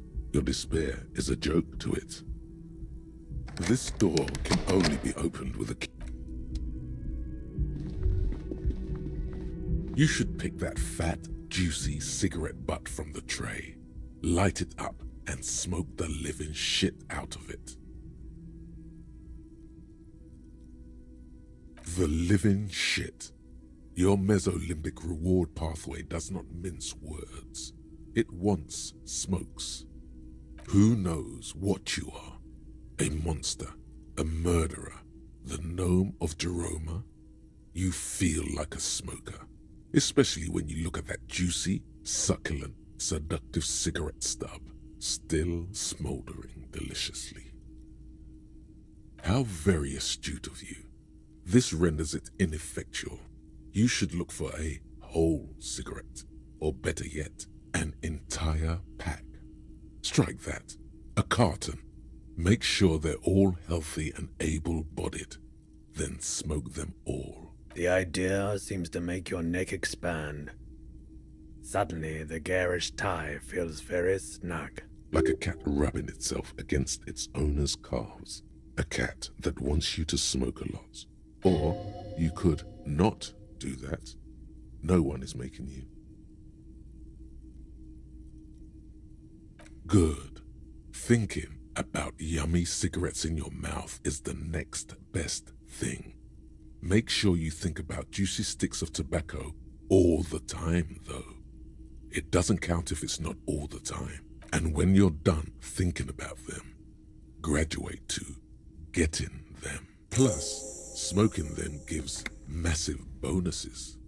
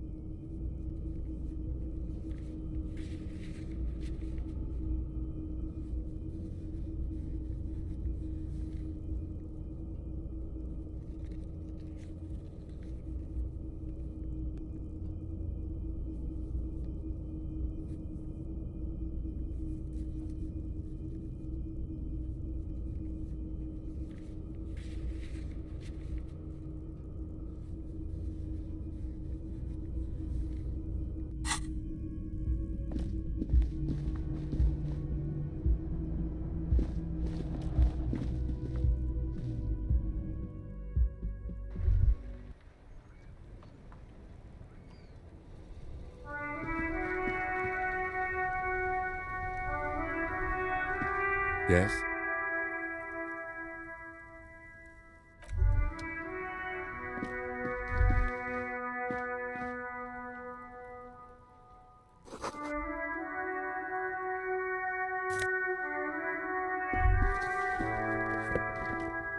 There they both are. Two identical shoes, both copiously green and indiscriminately snakeskin, reunited on your feet.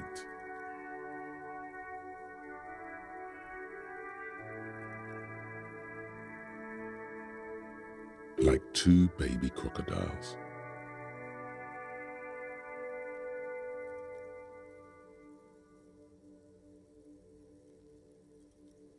It's pretty clear a normal cop is not what you are. Good, they're balanced, comfy.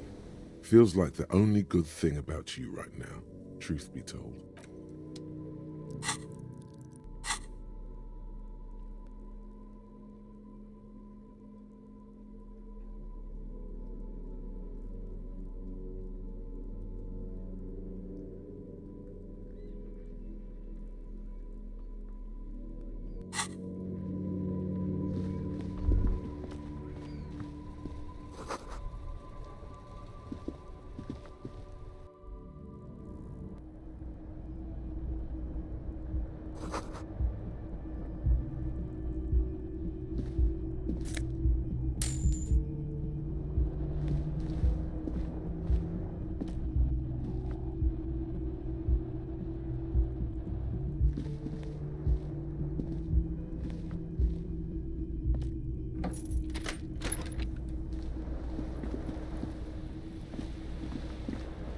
The bed is cold and not particularly inviting, but it's yours. The sheets look awful. The option to go to sleep becomes available every night after 9 p.m.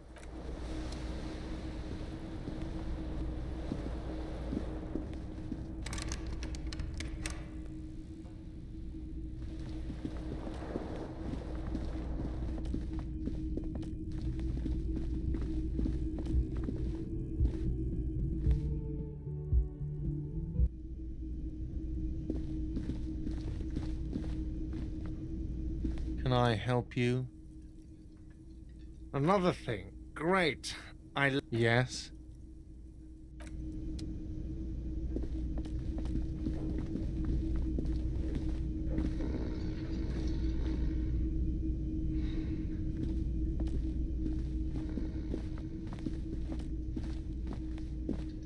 Hello again, sweetie.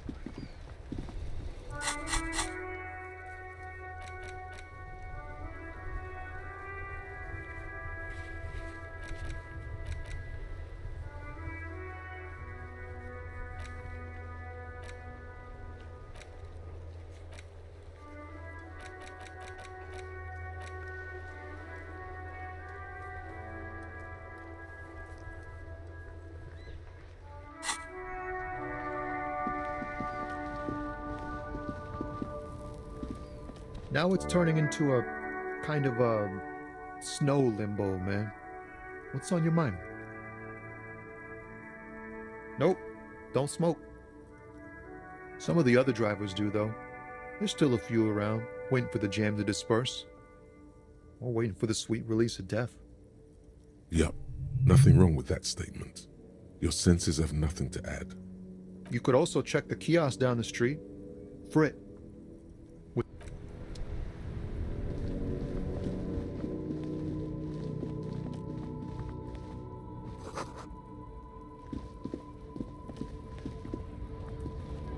Looking for something, Hunt? Come to tell me to fuck off again? No. He's got a smoke right there, in his fucking hand. Snatch that shit out of his fat fingers. You need it after listening to his garbage.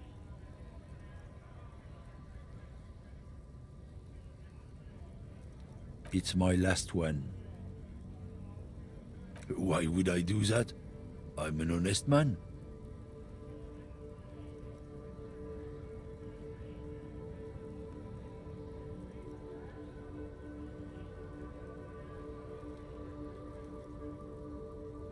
But what, officer?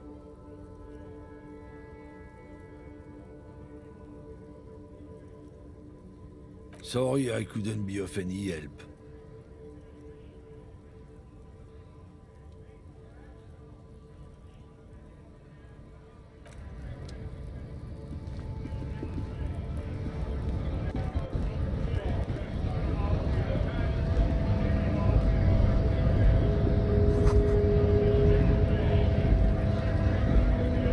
Right to work!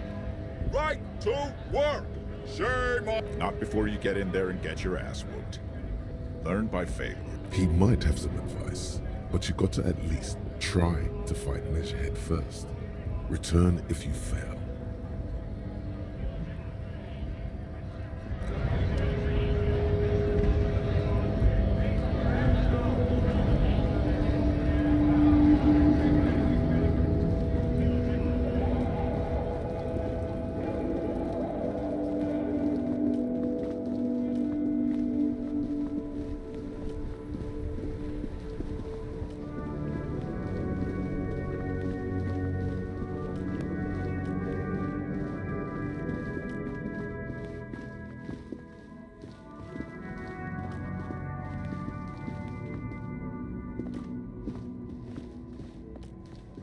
There's a pile of cheap sunglasses in... You like sunglasses, officer? These are all boring. Boring wearing third-rate ho-hum sunglasses made of cheap Syrahese plastic, the kind of plastic that melts in the sun.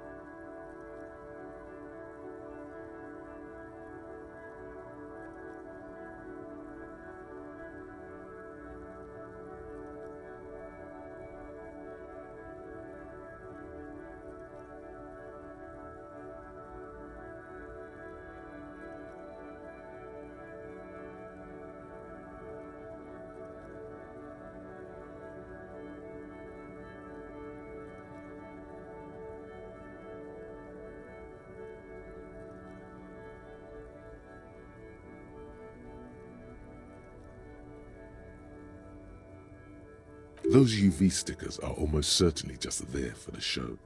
If anything, these lenses probably direct more UV light into your pupils. These are all first-rate sunglasses. Premium design, superb material, very cool, UV resistant. These will definitely keep your eyes safe and cool while doing your dangerous fleet. No luck. Oh, that visor is perfect for you, officer.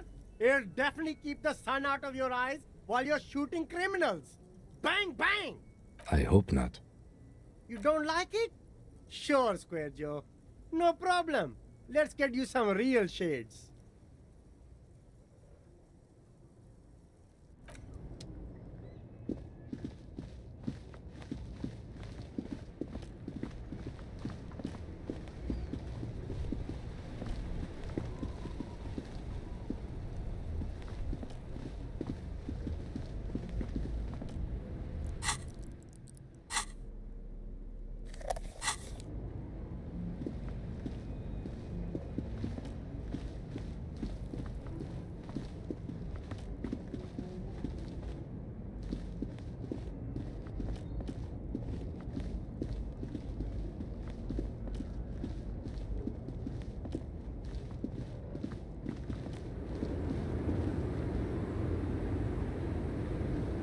The woman still has nothing.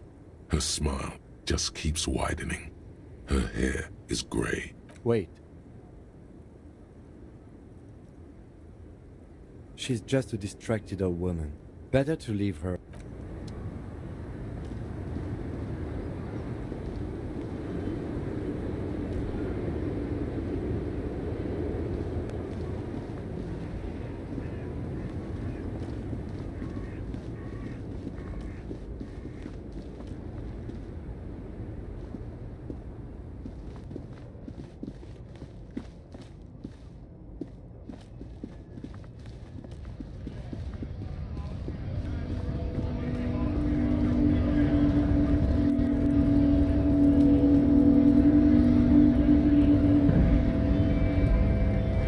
Hola, wandering man.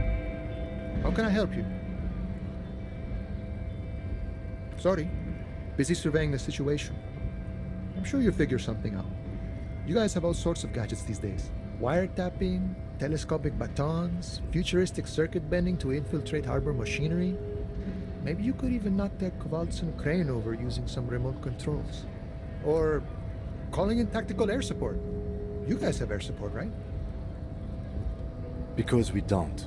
We don't have air support. I get it. Hush hush about the secret. Something changes in his disposition. A merciful All right, I may have some advice for you on how to deal with Jean-Luc there, out of solidarity to the RCM.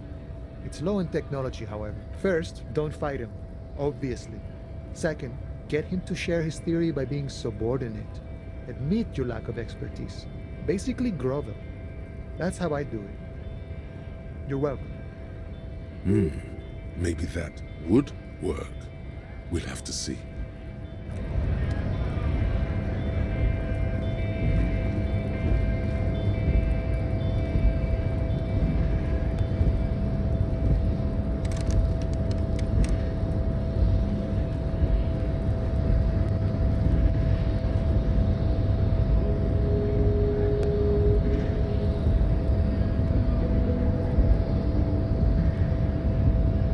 Yes?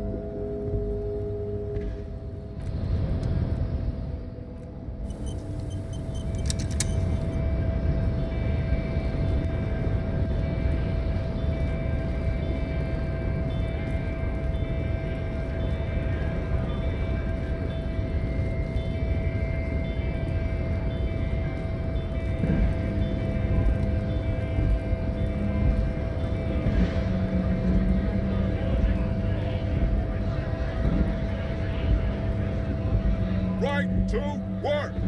Right to work! Shame on you! We were promised work. The physically impressive man tower has turned his attention back to the gates. He ignores. Honest, we came here. I have a... You think they follow because I'm big? We were promised work. Main gates, and I don't mean the scrawny mess punk eat. Why don't you go arrest them instead? I'm sure they've done plenty of criminal. It would be better for the neighborhood if you went home, at least for now, if you can't get in anyway. No! They will give up eventually. Or get drunk. Leave the...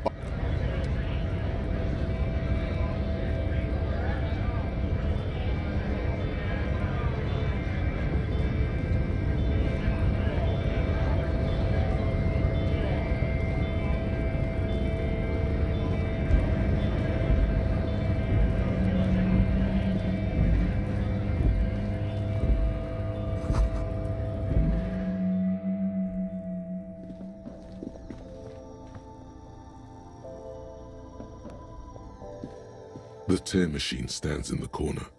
A sign says, 1 bottle equals 10 cents.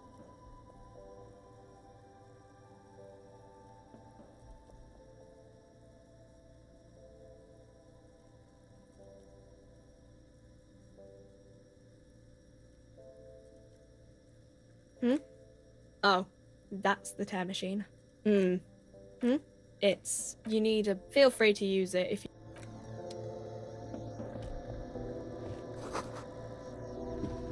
A small cabinet on the wall is filled with various medicine. Their logo is the bloodless rose, pure white.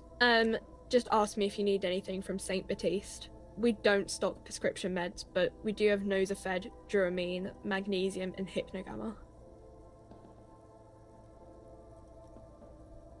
St. Baptiste, you know, the St. Baptiste Pharmaceuticals, the one that sells meds out of St. Baptiste, that one.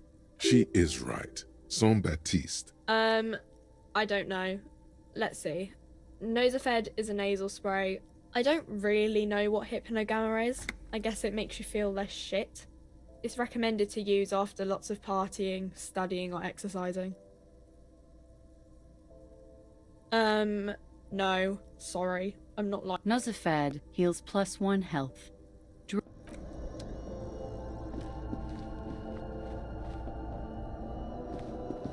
A colorful display of cigarettes there, in that dark green glass, all in vain. The great flowing river of warmth, wine, alcohol, beer, alcohol, love, alcohol.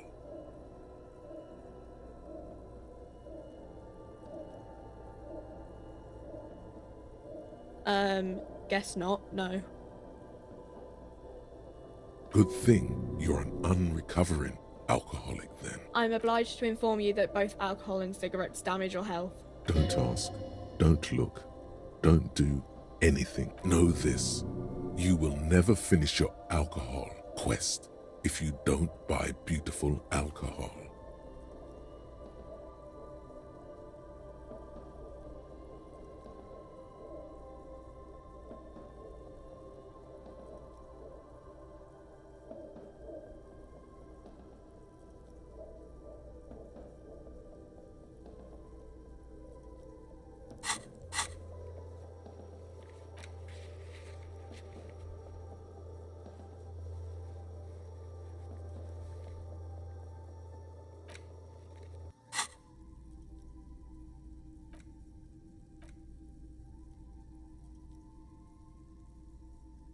Here you go, mister.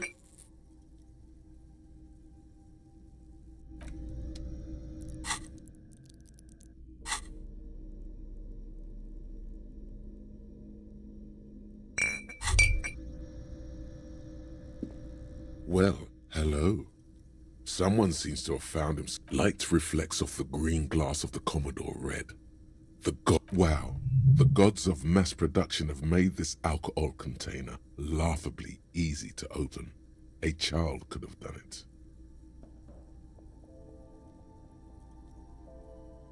There's a satisfying pop as the cork jumps out, and the hair on your back rises like an army at attention. You see a flash of teeth, a young woman smiling at you near some railway overpass in your ruined past. She is gorgeous, and she is yours. Nothing. Some mental stuff. Nothing to be worried about. Physically, you'll be strong as an ox. Fine. We're not worried. You'll crawl back to this bottle soon enough. Yes, it's merciful that way. It's your friend. Come back to it. We're all rooting for you too.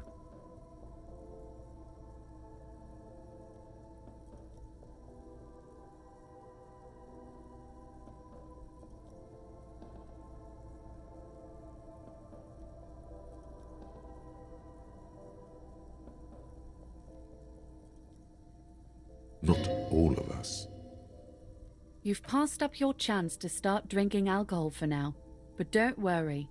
The option to start drinking becomes available again in 2 hours.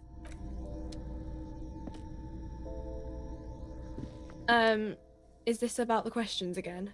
'Cause a warehouse? I don't know. Maybe. She scrunches up her face into an expression of consummate adolescent. Fine. For it doesn't have a warehouse. Just a little back room here. Okay?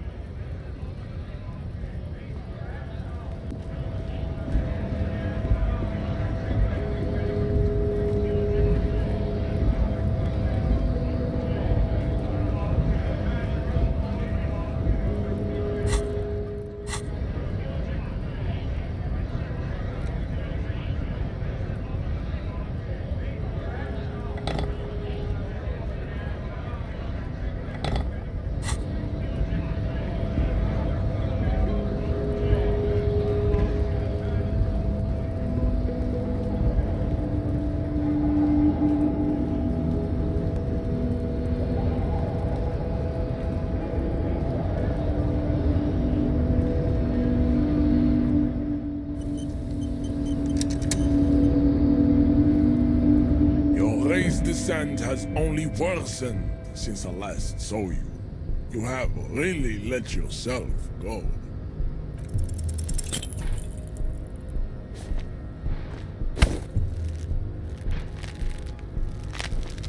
How did this happen? Your little fist is in his giant hand, and he's squeezing it. It hurts.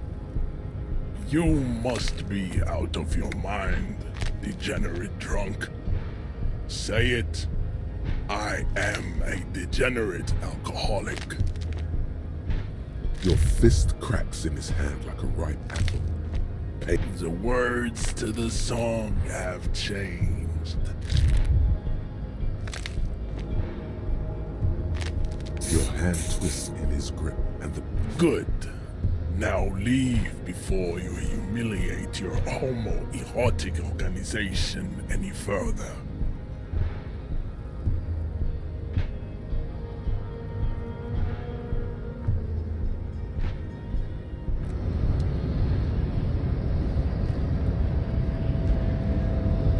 I'd appreciate it if you didn't force us into situations where I may have to shoot random civilians. I'm not even sure the one bullet my chamber holds would even prick that hug.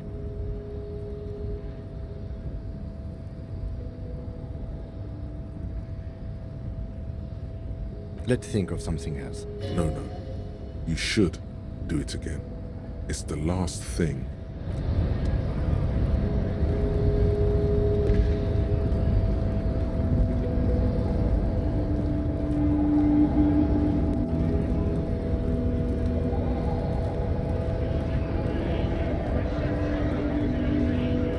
Nice aggression with the native. Don't let the chief fool you next time. You don't need to be that up in his face. Not bad advice, actually.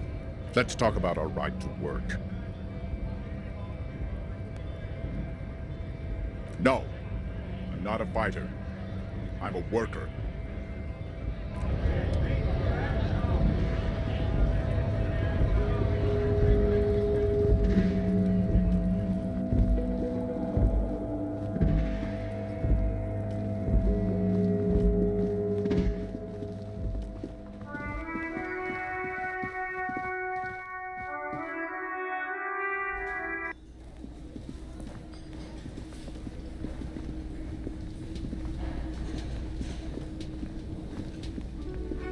You see a heavy... The cobalt blue. The door does not...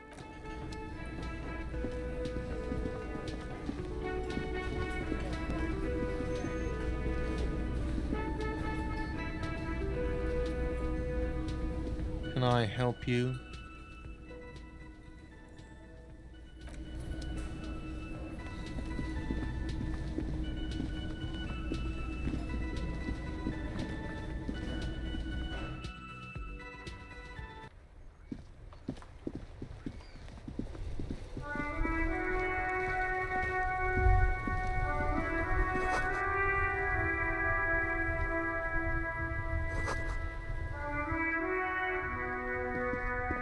The worn and... You can revisit the bend.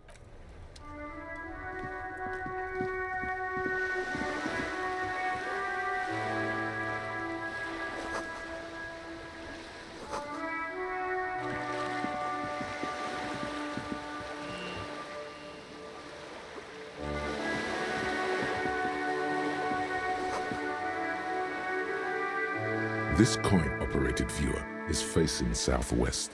Its coin slot is full of fossilized bubblegum, rendering the machine permanently inaccessible.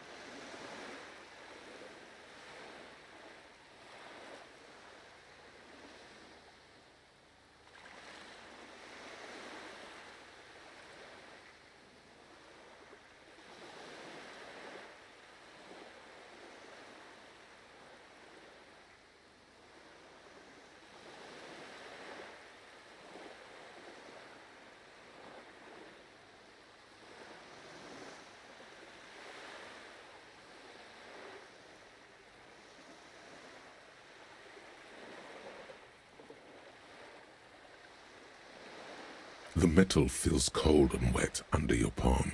It looks unhygienic.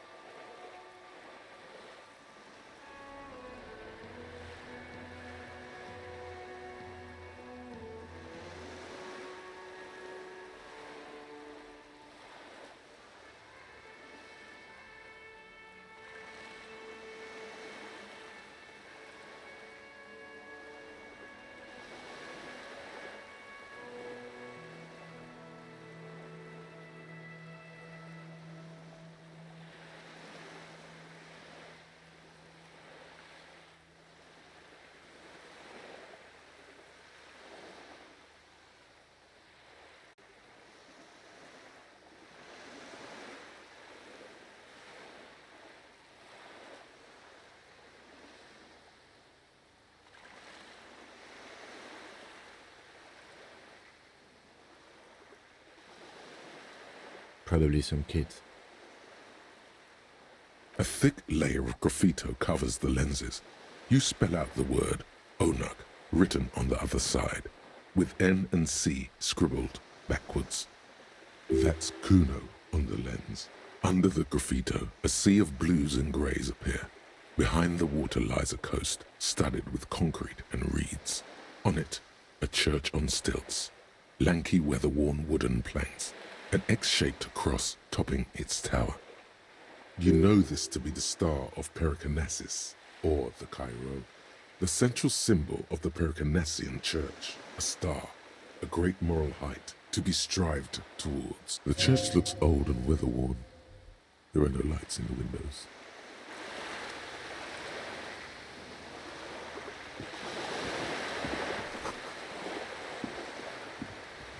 This coin-operated viewer is facing south. The instruction manual says to insert 25 centimes and pull the handle while looking inside. Then use the focus knob. Why place a tourist attraction in the middle of such poverty? There was a revitalization project in '49. A design studio tried restoring Martinez to its pre-war glory. It didn't stick. They got as far as the street lamps and the statue on that intersection. Then something went sour. I suspect that something was Everard Clare, the union leader. He muscled them out. It's how it usually goes around here. We should have done something about the union 10 years ago. That ship has sailed, officer. Your money disappears into the coin slot. The curtains on the display open. You lean in to catch the view. It's blurry, different blues and greens. In the middle of the shimmer stands a drab grey shape, like a ghost. The lenses shift. The ghost sharpens into an islet in the bay. In the ruins, a man-made structure is visible, a half-sunken sea fort. Its concrete almost reconquered by nature. It looks as if it was abandoned quite some time ago. Nothing but a rotten tooth remains of the anti-aircraft tower. A lonely birch tree grows out of it, its leaves ripped from it by the winter wind. The little brave birch tree seems to wave back in the wind.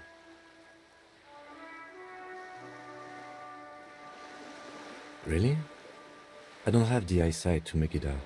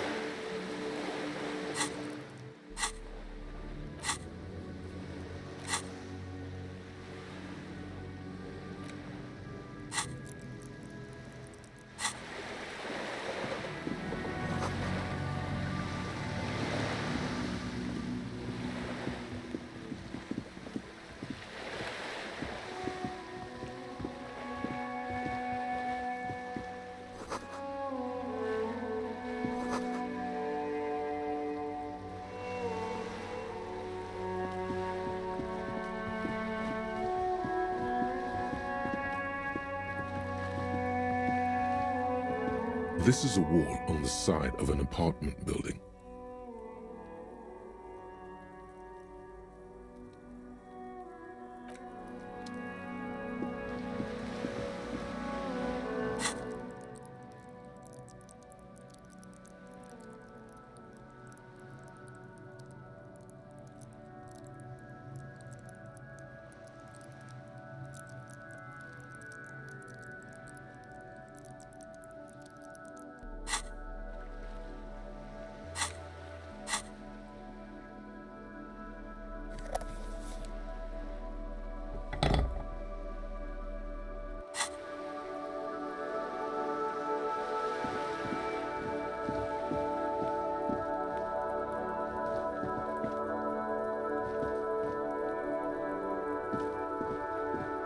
Just an ordinary wall. Nothing to see here. You have no clue. So many walls all over Martinez. Weather-worn, cracked, their paint peeling.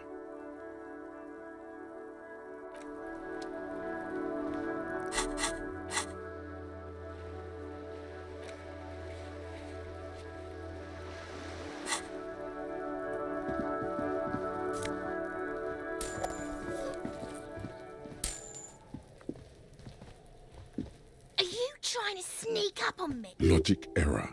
She is not sleeping right. Pig's come to take me out. Trying to snuff me out. Don't get fucking clever with me, pig.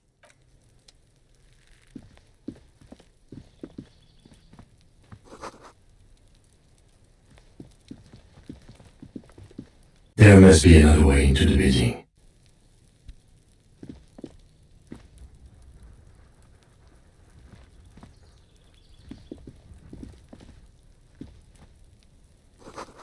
What's that noise down there?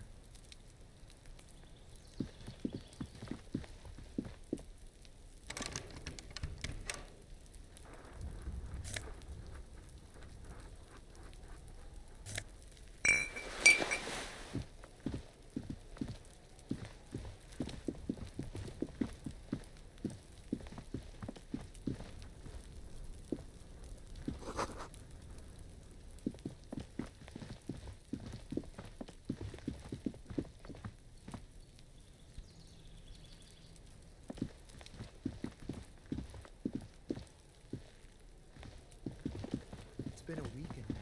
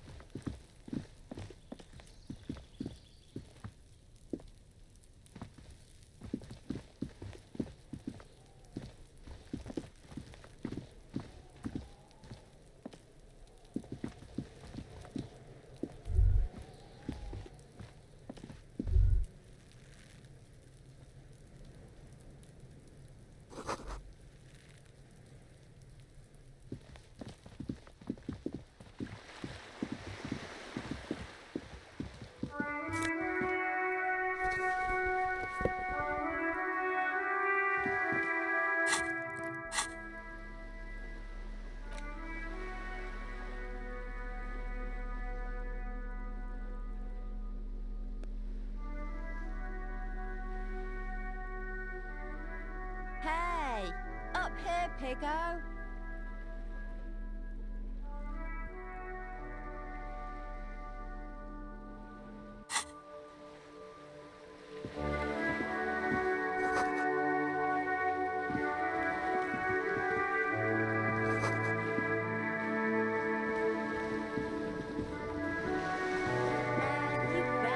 A sturdy metal door guards the southwest end. The door rattles against your knuckles, but there's no response. The door rattles again, but this time you hear an elder... Stop banging on the door! I'm not letting any more strangers in. Doesn't matter who I am. The police? Everyone knows the police don't come round here. No, I already told you. I won't be responsible for any more strangers getting into the building. Go check the backyard door. Maybe someone there will. Backyard door? There must be another entrance to the east. Madame, I assure you, we are real police officers. There is no reply.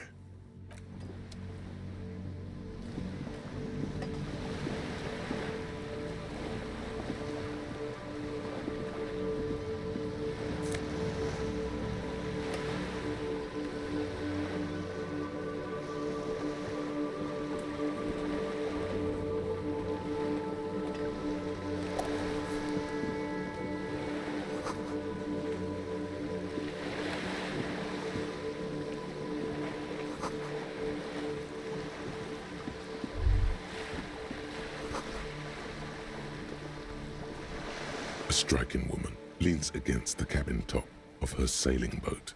Good afternoon, officers. I'm Joyce L. Messier. I represent the board of Wild Pines, the owners of the harbour. You gentlemen must be from the RCM. Phaeton, my maiden name. I'm glad to see you here. I was dispatched to handle a strike, not a lynching. Anything I can do to assist the RCM in this matter, I will, gladly. That is good to hear, madame. My colleague will take the lead on this interview. I should let you know that he is recovering from an unusual medical episode. Very unusual. There's a trace of irony in his voice. Mischief, even. The lieutenant is hatching some scheme. How interesting. I wish you a swift recovery. In the meanwhile, you have my full cooperation, and the... It's hard to get a read on her precise disposition, but she appears healthy. Why, yes I am. Of course there are. We're on an archipelago. How else are you supposed to get around? Yes, we are. We are on Le Caillou.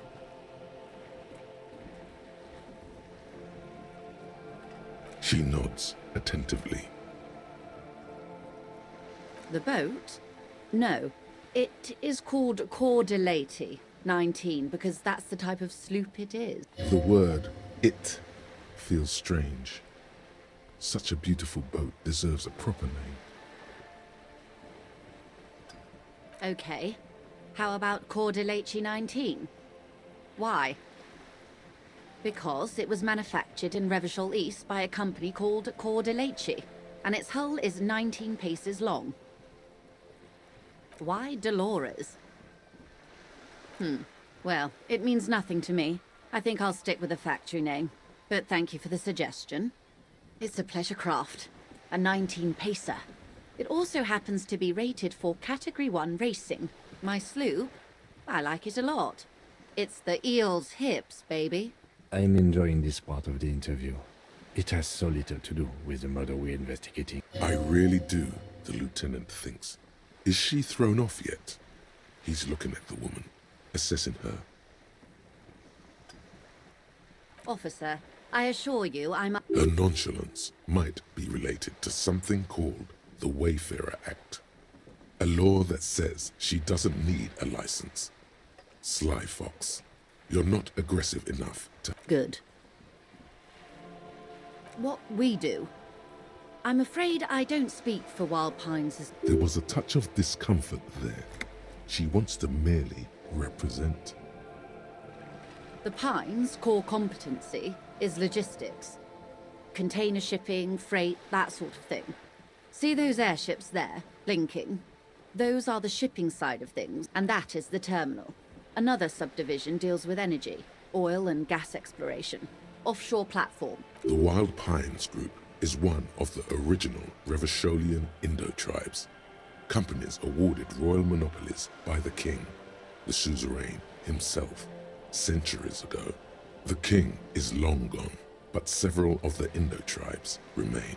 She enjoys talking about the company. It would not hurt to inquire more. Saint-Baptiste, Elysium, an unknown entity known as Brightest Star. Why, thank you. I'm not at liberty to discuss the company balance sheet, but I can tell you that last year, the company booked more than 20 billion real in revenue. A billion?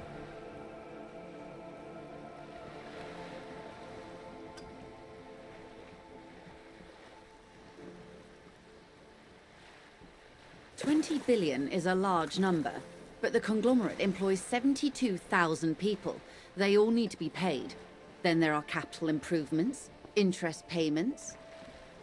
A conglomerate the size of the Wild Pines is like a shark. If it stops moving, it will die. Then what becomes of those 72,000 families? It's a tremendous responsibility. They started as an exploration and cargo fleet conducting trade between the Samaran. Centuries of care, deliberation, and madness have gone into this endeavor. Vessels pass through the great unrest to re-emerge with apricots in tow. The logic of the system is totalizing. It's taken everything from its employees to build it.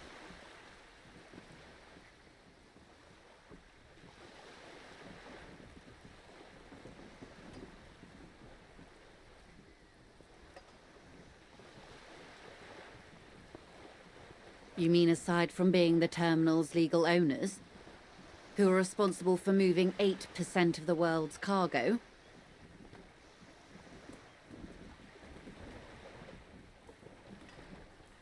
There are no minor cogs in the system. Each terminal must be accounted for, lest the entire system break. Every hiccup in such a system means thousands lose their jobs, the world over. I'm here to assure that doesn't happen.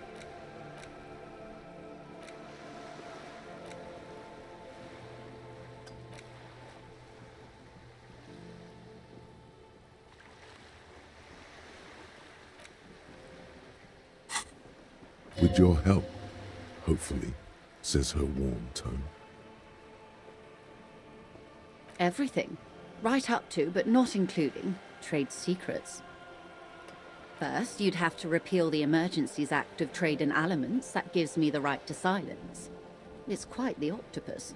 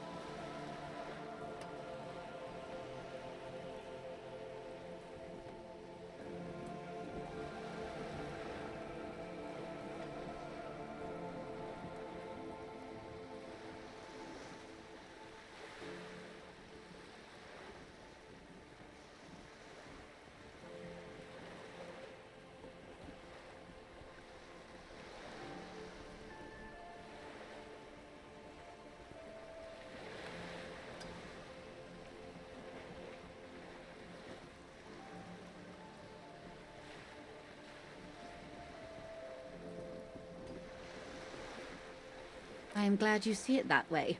To repeal the Act would mean repealing the coalition government. The one that leases you the right to police West Revachol. You'd be shooting yourself in the foot.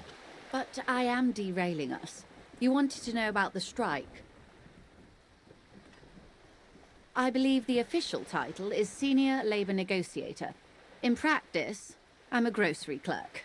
I relay the union's demands to Wild Pines and return with Wild Pines' counteroffer. And how are the talks going? They're not.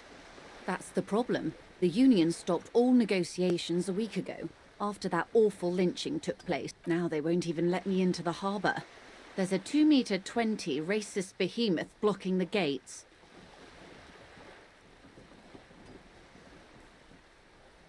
Yes, Jean-Luc Measurehead.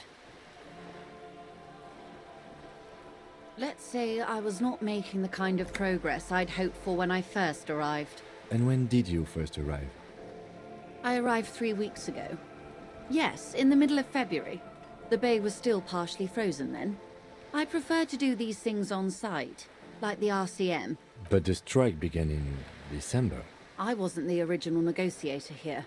I took over after Mr. Gaumont hit a wall with Mr. Clare, the union boss. Mr. Clare refused to speak with Gaumont despite concessions he'd granted the union in prior negotiations. This isn't the first time the union has gone on strike? Heavens no. There have been 2 prior strikes. Both times the union won significant concessions, including overtime pay and a medical plan. This time their demands are more, I guess you could say, aggressive. Ludicrous even. It's meant. Mr. Clare told him to... how did he put it? Fuck off, midget. Gaumont is short of stature, you see. Yes. Keep in mind, this is a negotiator Mr. Clare has worked with before, and who was more than fair with him and the union. Sounds like usual aggressive posturing. There are leaflets everywhere, and banners. What did they say again? Every worker, a member of the board. Most of the workers probably don't know what that means.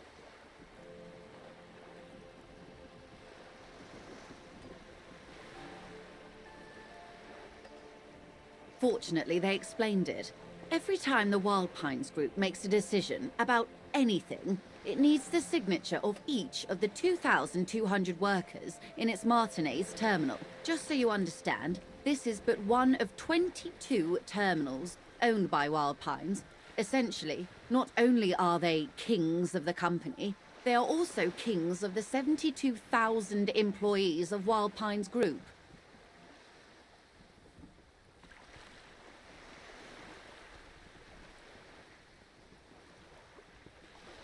I'm not sure. Naturally, I assume that was just their opening position, a hard-nosed tactic with a side of mockery. But there's been no follow-up, just the same nonsensical slogan repeated over and over again. And now, people are getting lynched, I hear. Behind the whirling in rags. A disastrous situation if there ever was one. Excuse me, from whom did you hear about this lynching? I first heard it from the boyer at the gates. The one whose very name advertises his aversion to work. I think he said it was, "Call me mañana."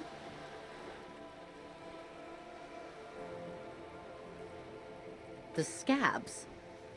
You mean the huddled masses of Jamrock, come to plead for work where the union refuses to? If they were organized by Wild Pines or its affiliates, then it would be a company secret. I could not share it with you. Not... It's implied. She's open to discussing this matter with you at a later... Everard Clare is a man of the utmost integrity. If you can say one thing about him, it's that he always puts the interests of the workers first. Of course not. Everard is fantastically corrupt. I imagine he has a thick, viscous goo where you and I have blood. He is the most corrupt individual I have ever seen, and I deal with men like him for a living. If there is anyone more venal, more irredeemably nepotistic, then it's his twin brother, Edgar. Yes, Edgar looks exactly like his brother, except for that lazy eye.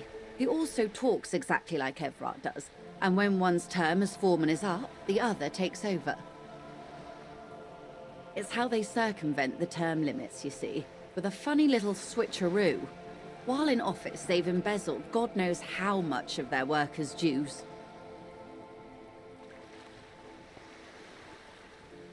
The Débardeurs Union was once a perfectly normal institution. 20 years ago, anyway. It must not have been easy to establish under the Emergency Act, but they did it. I can respect that. Organised labour at its best, as they say. Then something happened in the local chapter elections. The brothers Clare came and transformed it into a... how do you say? A mob. The Débardeurs are a crime syndicate. Sad as it may be, I suspect we'll be forced to cooperate with them. Refreshingly honest, officer. The company has tried appeasing in the past, but I'm afraid our concessions have only emboldened Everard and his brother. And your opinion, Detective, if I may ask? I'm a curious and talkative person, you see. Would you say the Débardeurs Union is...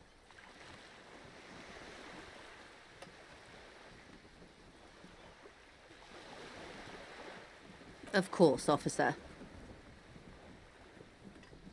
I'm glad you asked. There was a woman, the previous forewoman of the... Disappeared? Yes. On the last day of the local chapter elections, her daughter phoned in and said she wasn't running anymore, or coming to work. Ever. End of story. Indeed. The company suspects foul play, but there's nothing they could do. It was a union matter. The point of the presentation is, these kinds of things happen around the Clares. Thank you for your concern, ma'am. We'll be just fine. Of course. How else can I help? Quite a few things, I'm afraid. The information I'm to share with you includes sensitive trade secrets. For the sake of my employer, I have to ask for your names and badge numbers. Of course, ma'am. We should have introduced ourselves. I am Lieutenant Kitsuragi, from Precinct 57. And this is my colleague from Precinct 41. I'm afraid he doesn't have his... How curious. Why is that, Detective? Awkwardness washes over the conversation. The woman doesn't like this turn of events. I see. So, are you saying you lost your badge during the course of this episode?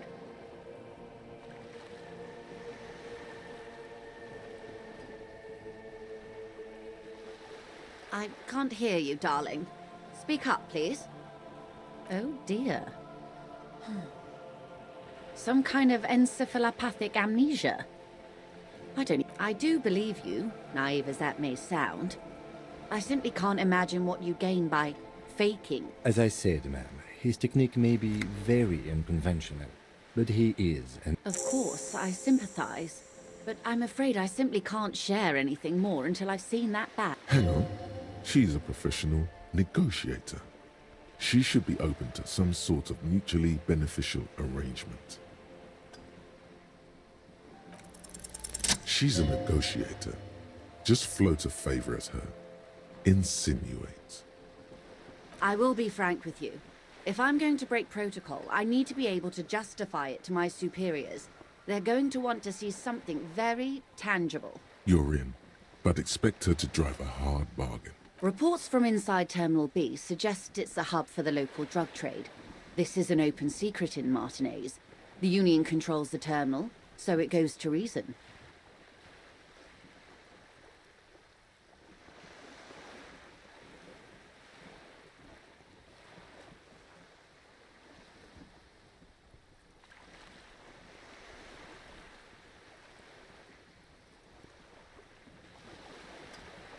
The company has tried looking into this matter before, to no avail. Perhaps someone with your authority and resources might turn over the right stones. Or you can recover your badge, though if I may be blunt with you, it sounds like that may be a lost cause. Detective, a word in private before we continue.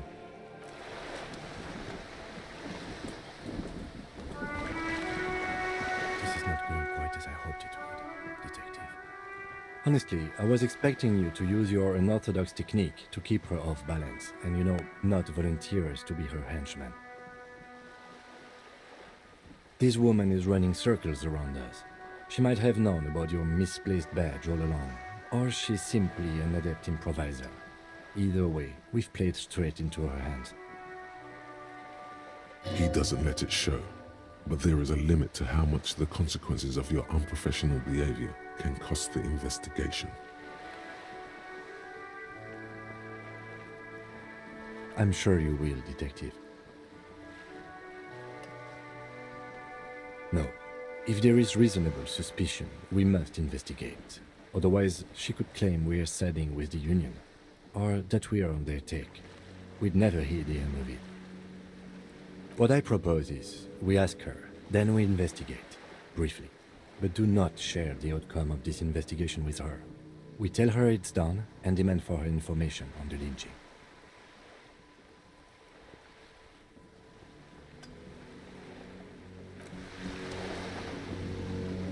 You're back. Good. What can I help you with? Of course, Detective.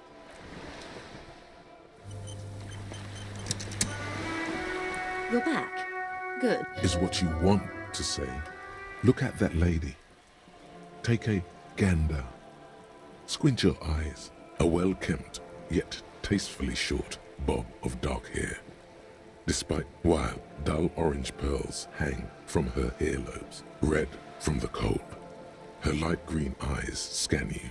For these are the kind eyes of the rich man that seem to say everything within reason.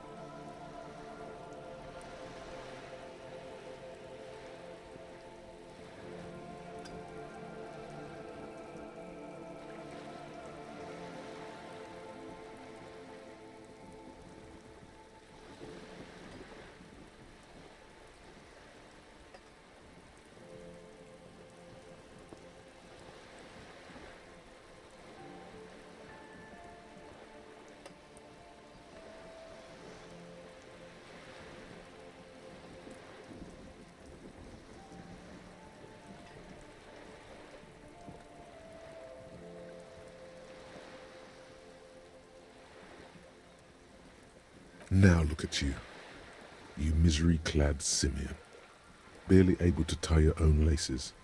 Your armpits are lakes. A scythe of booze precedes you.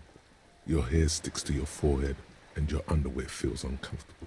You're poor, poor as balls. You can't ask this person for money. You're too.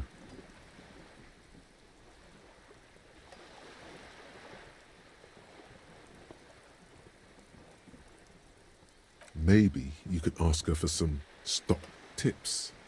That's a maybe. Or a job. Oh God, the lieutenant is here too. Do not dishonor the As I was saying, if there's any way I may be of assistance, please don't hesitate to ask.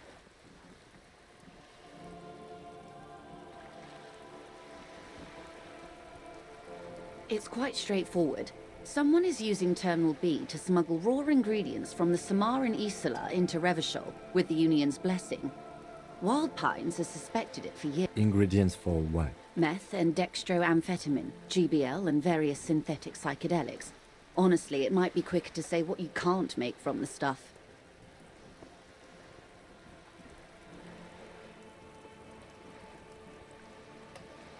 Yes, but you won't get anything out of Evrat and the Dockworkers Union. Still. The handoff. The motor lorries at the roundabout.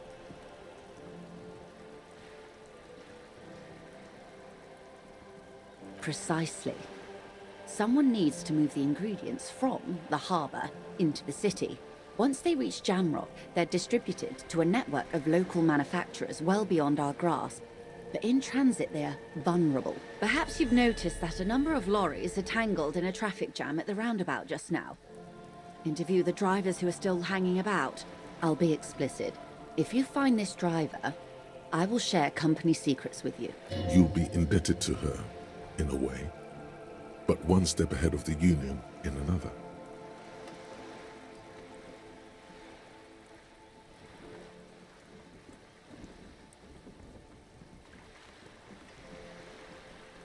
Yes? Excellent. It may come to nothing, or it may just blow the case wide open. In the meantime, let me know if there's any other way I may be of assistance.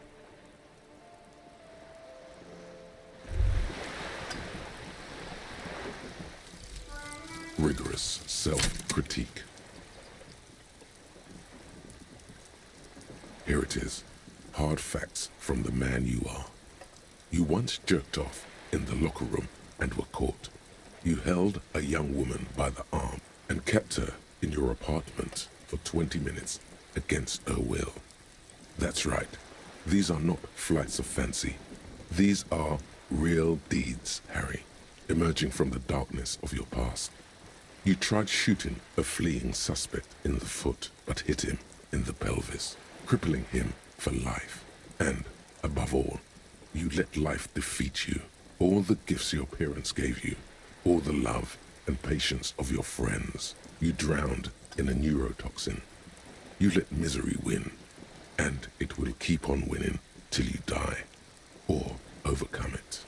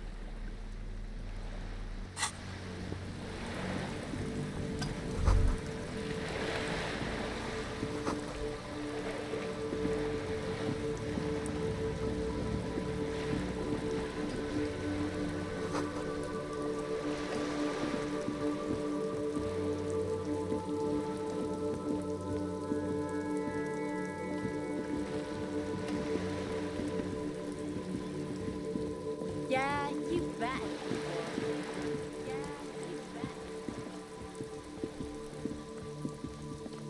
Just an ordinary war. Nothing.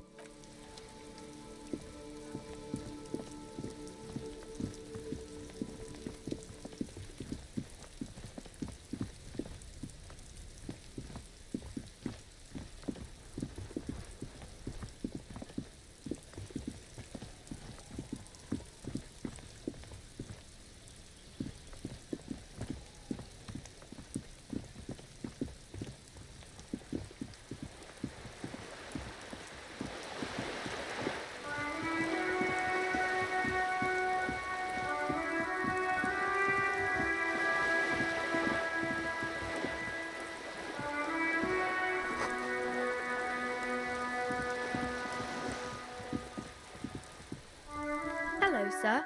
Step right in. Are you interested in a new and exciting book? It's a bookstore, sir. We sell books, Whoa, whoa, whoa, whoa. Hold your horses, little girl.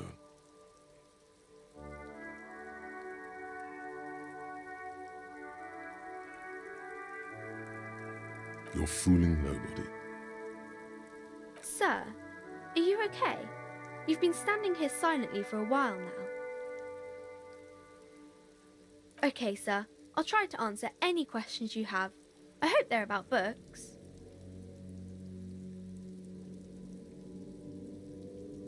Oh, kings and queens and generals of old, or artists and writers, or musicians, those kinds of people.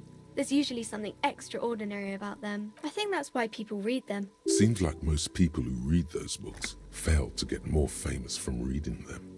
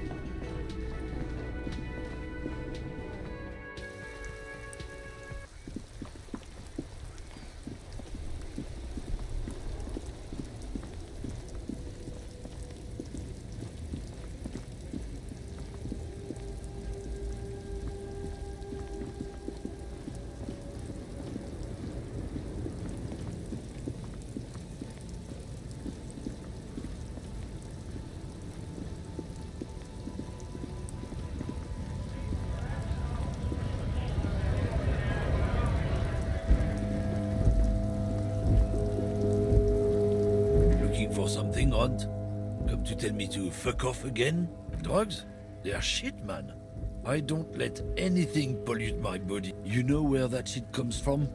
Sarah Miriza, Safre, Ilmara.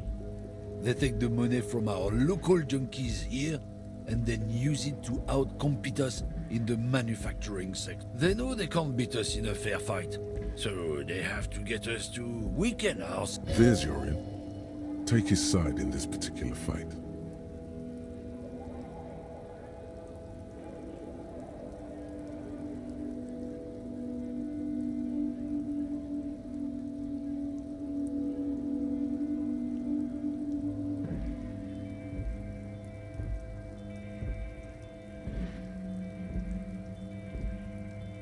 He eyes you wearily, unsure. Damn, it didn't work. I don't know shit. And if I did, I wouldn't. What do you think? I can't leave the lorry unguarded.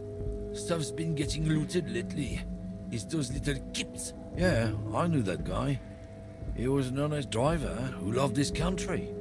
We were having a good debate about genetics at the Wheeling in Rags when some kip boys smashed his lock and took damn near everything. Lost his fucking job over it. Since he left, I haven't had anyone to talk to. It's a fucking travesty, is what it is. Isn't it obvious? Fucking Sealang. That, of course, he's a lorry driver. What? He tell you he's just some simple businessman or some shit? He's selling his employer's stuff after he broke the seals. On his tribe are natural liars. I wouldn't be so sure about it. Not until we've heard what Sealang himself has. Guess so.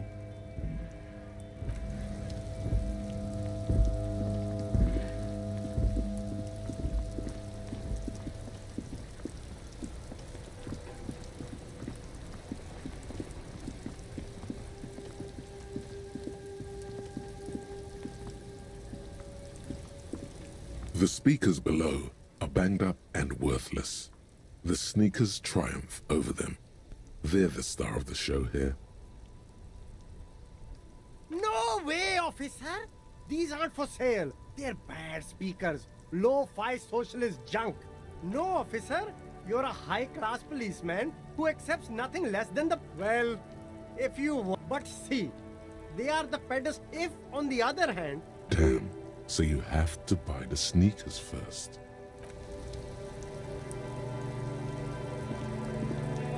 Everything's still cool here, officer. Drugs? Unless you're into drugs, of course. In which case, drugs are excellent. Mwah! That's so cool. You investigating the local drug trade like some cool narc? But I am not a lorry driver. I'm just a street vendor. I don't know anything about that.